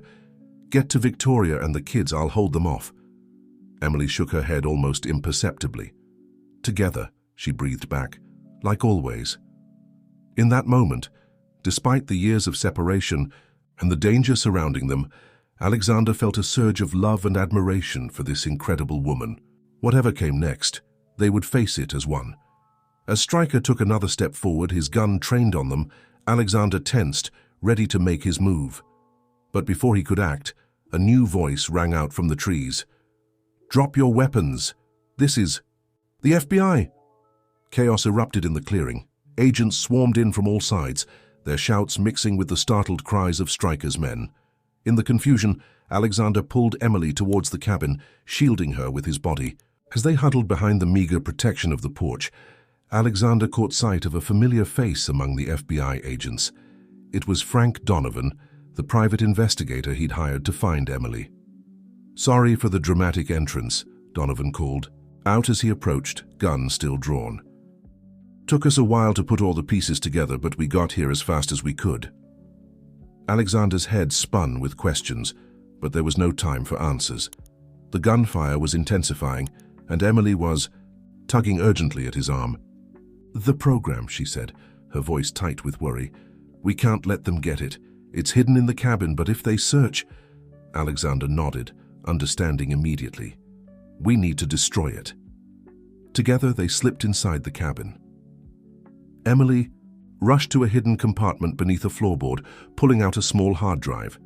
She hesitated for just a moment, years of work and sacrifice held in her hands. "Em," Alexander said softly, "you did it. You protected the world from this thing for years, but now it's time to let it go, for our family, for our future." Emily met his gaze, and in her eyes, he saw the same love and trust that had brought them together all those years ago. With a decisive motion, she dropped the hard drive into the crackling fireplace. As the plastic melted and the circuitry sparked, Alexander pulled Emily close. Outside, the sounds of the firefight were dying down, replaced by the authoritative shouts of the FBI taking control of the scene. "It's over," he murmured into her hair. "It's finally over." Emily looked up at him, her eyes shimmering with tears and hope. "Take me to our children, Alex. Take me home." The pre-dawn air was crisp and biting as Alexander, Dr. Monroe, and Holloway made their final preparations. The coordinates from Emily's microchip had led them to a remote area deep in the Adirondack wilderness, far from any marked trails or campgrounds. "Remember," Alexander said, checking his satellite phone one last time, "Victoria and the children are on standby. If anything goes sideways, if we even suspect we're being followed, we abort. Their safety comes first." Holloway nodded grimly, adjusting the straps on his backpack. "Agreed. But Alex, you need to be prepared. If Emily's been in hiding all this time, she might not be the same person you remember." The words hit Alexander like a physical blow, voicing a fear he'd been trying to suppress. What if Emily didn't want to be found? What if the woman they discovered was a stranger, changed by years of isolation and fear? Dr. Monroe, sensing Alexander's distress, placed a comforting hand on his shoulder. "Whatever we find, we'll face it together, as a family." With a deep breath, Alexander squared his shoulders. "Let's move out." The hike was grueling, the terrain growing more challenging with each passing hour. They moved in silence, each lost in their own thoughts, the weight of their mission hanging heavy in the air. As they crested a steep ridge, Holloway suddenly held up a hand, signaling them to stop. "Look," he whispered, pointing to a narrow valley below. At first, Alexander saw nothing but dense forest and rocky outcroppings. Then, a flicker of movement caught his eye. There, nestled against the base of a cliff, was a small cabin. It was so well camouflaged that he would have missed it entirely if not for the thin wisp of smoke rising from its chimney. "That's got to be it," Dr. Munro breathed, his eyes wide with a mixture of excitement and apprehension. Alexander's heart raced. After all this time, all the searching and hoping, could Emily really be just a few hundred yards away? They made their way down the ridge carefully, alert for any signs of surveillance or traps. As they neared the cabin, Alexander felt a surge of memories wash over him. Emily's laugh, the scent of her hair, the way her eyes lit up when she talked about her work. He pushed the thoughts aside, forcing himself to focus on the present. At the edge of the small clearing, they paused. "How do you want to play this?" Holloway asked, his hand hovering near the concealed weapon at his hip. Alexander shook his head. "No weapons. If that's really Emily in there, I don't want to scare her. I'll go first. You two hang back. Keep watch." Before they could argue, Alexander stepped into the open, his hands raised in a gesture of peace. He took a deep breath and called out, his voice echoing in the stillness of the forest. "Emily? Emily, it's Alex. If you're in there, please come out. We're here to help." For a long moment, nothing happened. Then, slowly, the cabin door creaked open. A figure emerged, backlit by the interior, their features obscured by shadow. "Alex!" The voice was hoarse, hesitant, but unmistakably Emily's. "Is it really you?" Alexander felt his knees go weak with relief. "Yes, it's me. You're safe now. We've come to take you home." Emily stepped further into the light, and Alexander's breath caught in his throat. She looked older, her face lined with worry, and her hair streaked with grey. But her eyes, those incredible, intelligent eyes that he'd fallen in love with all those years ago, were the same. "The children," Emily said urgently, her gaze darting around the clearing. "Are they safe? Did you find my clues?" Alexander nodded, taking a cautious step forward. "They're safe, Em. Jake and Lily, they're amazing. So smart, so brave. They helped us figure it all out." A sob escaped Emily's lips, and suddenly she was running towards him. Alexander opened his arms, and she crashed into him, her tears soaking into his shirt as he held her tightly. "I'm so sorry," she whispered between sobs. "I never wanted to leave, but I had to protect them. I had to stop Firewall from falling into the wrong hands." Alexander stroked her hair, his own eyes stinging with unshed tears. "I know, Em. I know everything. Holloway told us." At the mention of Holloway's name, Emily stiffened. She pulled back, her eyes wide with fear. "Richards." "Here, Alex, you don't understand. He's not—" Her words were cut off by the sharp crack of a gunshot. Alexander felt a searing pain in his shoulder as he instinctively pulled Emily to the ground. "Well, well," a cold voice drawled from the edge of the clearing. "Isn't this a touching reunion?" Alexander looked up to see Stryker emerging from the trees, a smoking gun in his hand. Behind him, Holloway stood with a pained expression, another armed man holding a gun to his head. "I'm sorry, Alex," Holloway said, his voice thick with regret. "They got to my family. I didn't have a choice." Stryker smiled, a predatory gleam in his eyes. "Don't be too hard on old Richard. He played his part beautifully. Led us right to the final piece of the puzzle." His gaze shifted to Emily, who was trembling in Alexander's arms. "Now, Dr. Munro, why don't you be a good girl and hand over that core program? Unless you want to see your happy little family reunion cut tragically short." Alexander's mind raced, assessing their options. They were outnumbered, outgunned, and he was injured. But as he looked at Emily, saw the fierce determination in her eyes, he knew they weren't beaten yet. "Run," he whispered, so softly only Emily could hear. "Get to Victoria and the kids. I'll hold them off." Emily shook her head almost imperceptibly. "Together," she breathed back, "like always." In that moment, despite the years of separation and the danger surrounding them, Alexander felt a surge of love and admiration for this incredible woman. Whatever came next, they would face it as one. As Stryker took another step forward, his gun trained on them, Alexander tensed, ready to make his move. But before he could act, a new voice rang out from the trees. "Drop your weapons. This is..."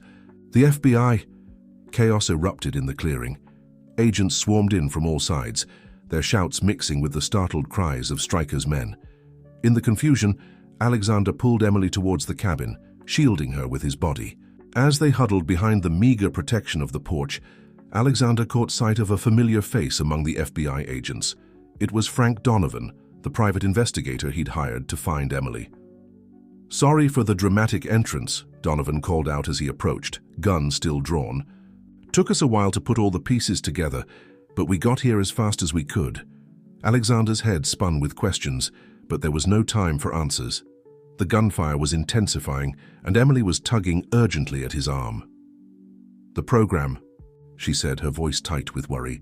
"We can't let them get it. It's hidden in the cabin, but if they search—" Alexander nodded, understanding immediately. "We need to destroy it." Together they slipped inside the cabin. Emily rushed to a hidden compartment beneath a floorboard, pulling out a small hard drive. She hesitated for just a moment, years of work and sacrifice held in her hands. Alexander said softly, "You did it. You protected the world from this thing for years, but now it's time to let it go. For our family, for our future." Emily met his gaze, and in her eyes he saw the same love and trust that had brought them together all those years ago. With a decisive motion, she dropped the hard drive into the crackling fireplace. As the plastic melted and the circuitry sparked, Alexander pulled Emily close. Outside, the sounds of the firefight were dying down, replaced by the authoritative shouts of the FBI taking control of the scene. "It's over," he murmured into her hair. "It's finally over." Emily looked up at him, her eyes shimmering with tears and hope. "Take me to our children, Alex, take me home." As they stepped out of the cabin, hand in hand, Alexander felt as if a great weight had been lifted from his shoulders. The road ahead would not be easy. There were wounds to heal, truths to be told, and a family to rebuild. But for the first time in years, the future looked bright with promise. The clearing was now swarming with FBI agents. Stryker and his men were being led away in handcuffs, while Holloway sat on a fallen log, his head in his hands. Dr. Monroe rushed over to Alexander and Emily, his face a mix of relief and concern. "Are you both all right?" he asked, his eyes darting to the blood-staining Alexander's shirt. Emily's eyes widened as she noticed the wound for the first time. "Alex, you're hurt." Alexander shook his head, pulling Emily closer. "It's just a graze.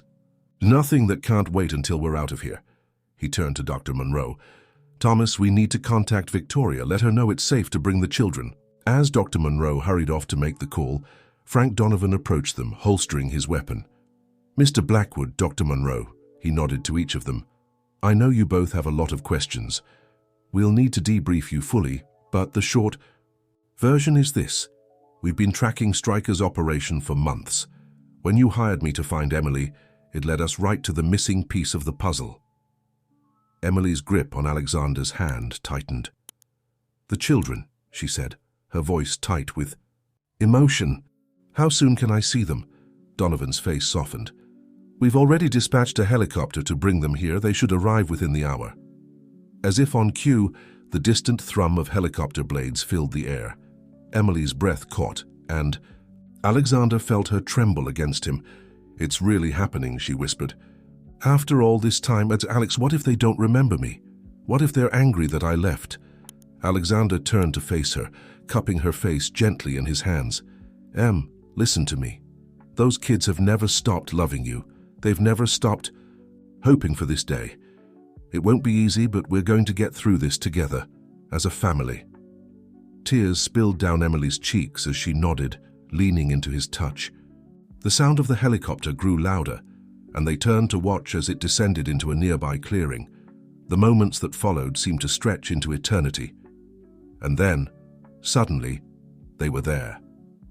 Jake and Lily, running across the clearing, their faces a mixture of disbelief and joy. Victoria followed close behind, her own eyes brimming with tears. "Mom!" Lily's cry pierced the air as she launched herself into Emily's arms. Jake was only a step behind, wrapping his arms around both of them. As Alexander watched his family reunite, feeling Jake's arm reach out to pull him into the embrace, he felt a sense of completeness he'd never known before. The journey had been long and fraught with danger, but here, in this moment, it all felt worth it. The mysteries were solved, the dangers were past, and the Blackwood family was whole once more, as they held each other tight, laughing and crying. In equal measure, Alexander knew that whatever challenges lay ahead, they would face them together. The future stretched out before them, full of promise and possibility, and for the first time in years, Alexander Blackwood was truly, completely happy. The gentle lapping of waves against the shore provided a soothing backdrop to the laughter and chatter filling the air. It had been 6 months since the dramatic events in the Adirondacks, and the Blackwood family had gathered at their new lakeside home to celebrate Thanksgiving. Alexander stood on the back porch, a mug of coffee warming his hands as he watched the scene before him. Jake and Lily were down by the water, skipping stones with Dr. Monroe, their excited shouts carrying on the crisp autumn air. Victoria was setting up the outdoor dining area, playfully swatting away Holloway's attempts to help. And there, walking towards him with a soft smile on her face, was Emily. "Penny for your thoughts?" she asked, slipping her arm around his waist. Alexander pulled her close, pressing a kiss to her temple. "Just thinking about how lucky we are," he murmured, "how different things were just a few months ago." Emily nodded, her eyes following their children's movements. "It hasn't been easy," she said softly, "but we're here, we're together." The road to recovery had indeed been challenging. There had been tears and nightmares, difficult conversations and moments of doubt. Emily had struggled with guilt over her years of absence, while Jake and Lily had to navigate the complex emotions of having their mother suddenly back in their lives. But there had also been moments of pure joy, of rediscovery and reconnection. Alexander remembered the first time he heard Emily laugh again, real and unguarded, during a family game night. The pride in her eyes when Jake showed her his latest coding project, or when Lily shared her artwork. The quiet evenings spent talking, long into the night, rebuilding the bond that had never truly broken. "Dad, Mom!" Lily's voice called out, pulling them from their reverie. "Come on, Grandpa's going to tell us a story." Alexander chuckled, setting down his mug. "Shall we, my dear?" he asked, offering Emily his arm with an exaggerated flourish. Emily laughed, linking her arm with his. "Lead the way, Mr. Blackwood." As they made their way down to the lakeside, Alexander marveled at how natural it felt. This new life they were building. The corporate world that had once consumed him now felt distant and unimportant. He had stepped back from Blackwood Industries, leaving the day-to-day operations to Victoria, while he focused on what truly mattered, his family. They settled onto a large blanket spread on the ground, Jake and Lily immediately snuggling up. To Emily. Dr. Monroe sat across from them, his eyes twinkling with mischief. "Now then," he began, his voice taking on a storyteller's cadence, "have I ever told you about the time your mother and I had to escape from a top-secret research facility using nothing but a paperclip and a stick of gum?" As the children giggled, and Emily playfully rolled her eyes, Alexander felt a tap on his shoulder. He turned to see Holloway standing there, a hesitant expression on his face. "Alex, could I have a word?" Alexander nodded, excusing himself from the group. He and Holloway walked a short distance away, the sounds of Dr. Monroe's increasingly outlandish tale fading behind them. "What's on your mind, Richard?" Alexander asked, noting the nervous energy radiating from the other man. Holloway took a deep breath. "I've been offered a position with a cybersecurity think tank in Washington. It's a chance to use what I know for good, to make sure nothing like Firewall ever happens again." Alexander felt a mix of emotions at the news. While he had forgiven Holloway for his role in the events that had separated his family, trust was still a work in progress.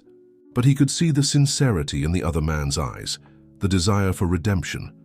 "That's great news, Richard," he said finally, clapping him on the shoulder. "I think it's a perfect fit for you."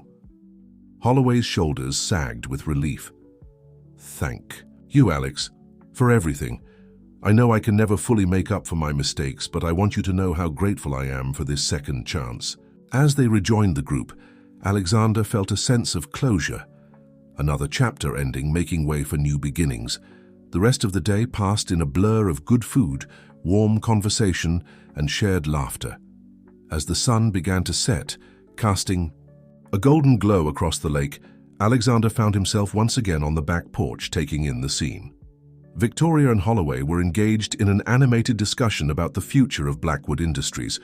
Dr. Munro had dozed off in a comfortable armchair, a contented smile on his face. And there, silhouetted against the fading light, were Emily, Jake, and Lily, walking hand in hand along the shore. Alexander felt a lump form in his throat as he watched them. The journey that had brought them to this moment had been long and fraught with danger.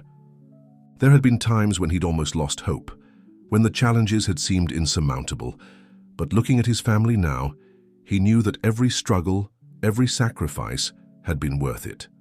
The empire he had once prized above all else paled in comparison to the love and joy he now felt.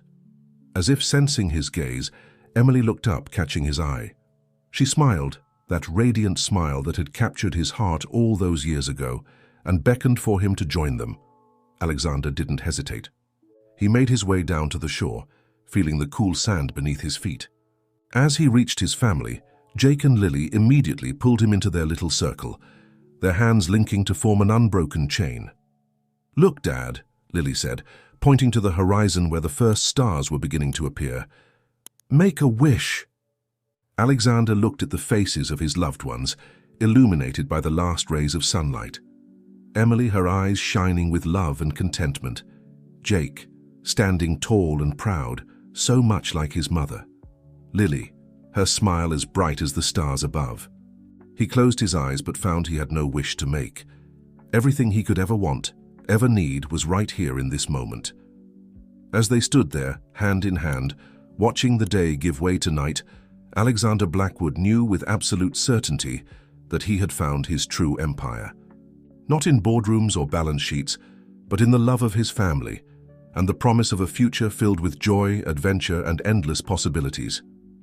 The cool evening breeze carried the scent of pine and possibility, and Alexander smiled.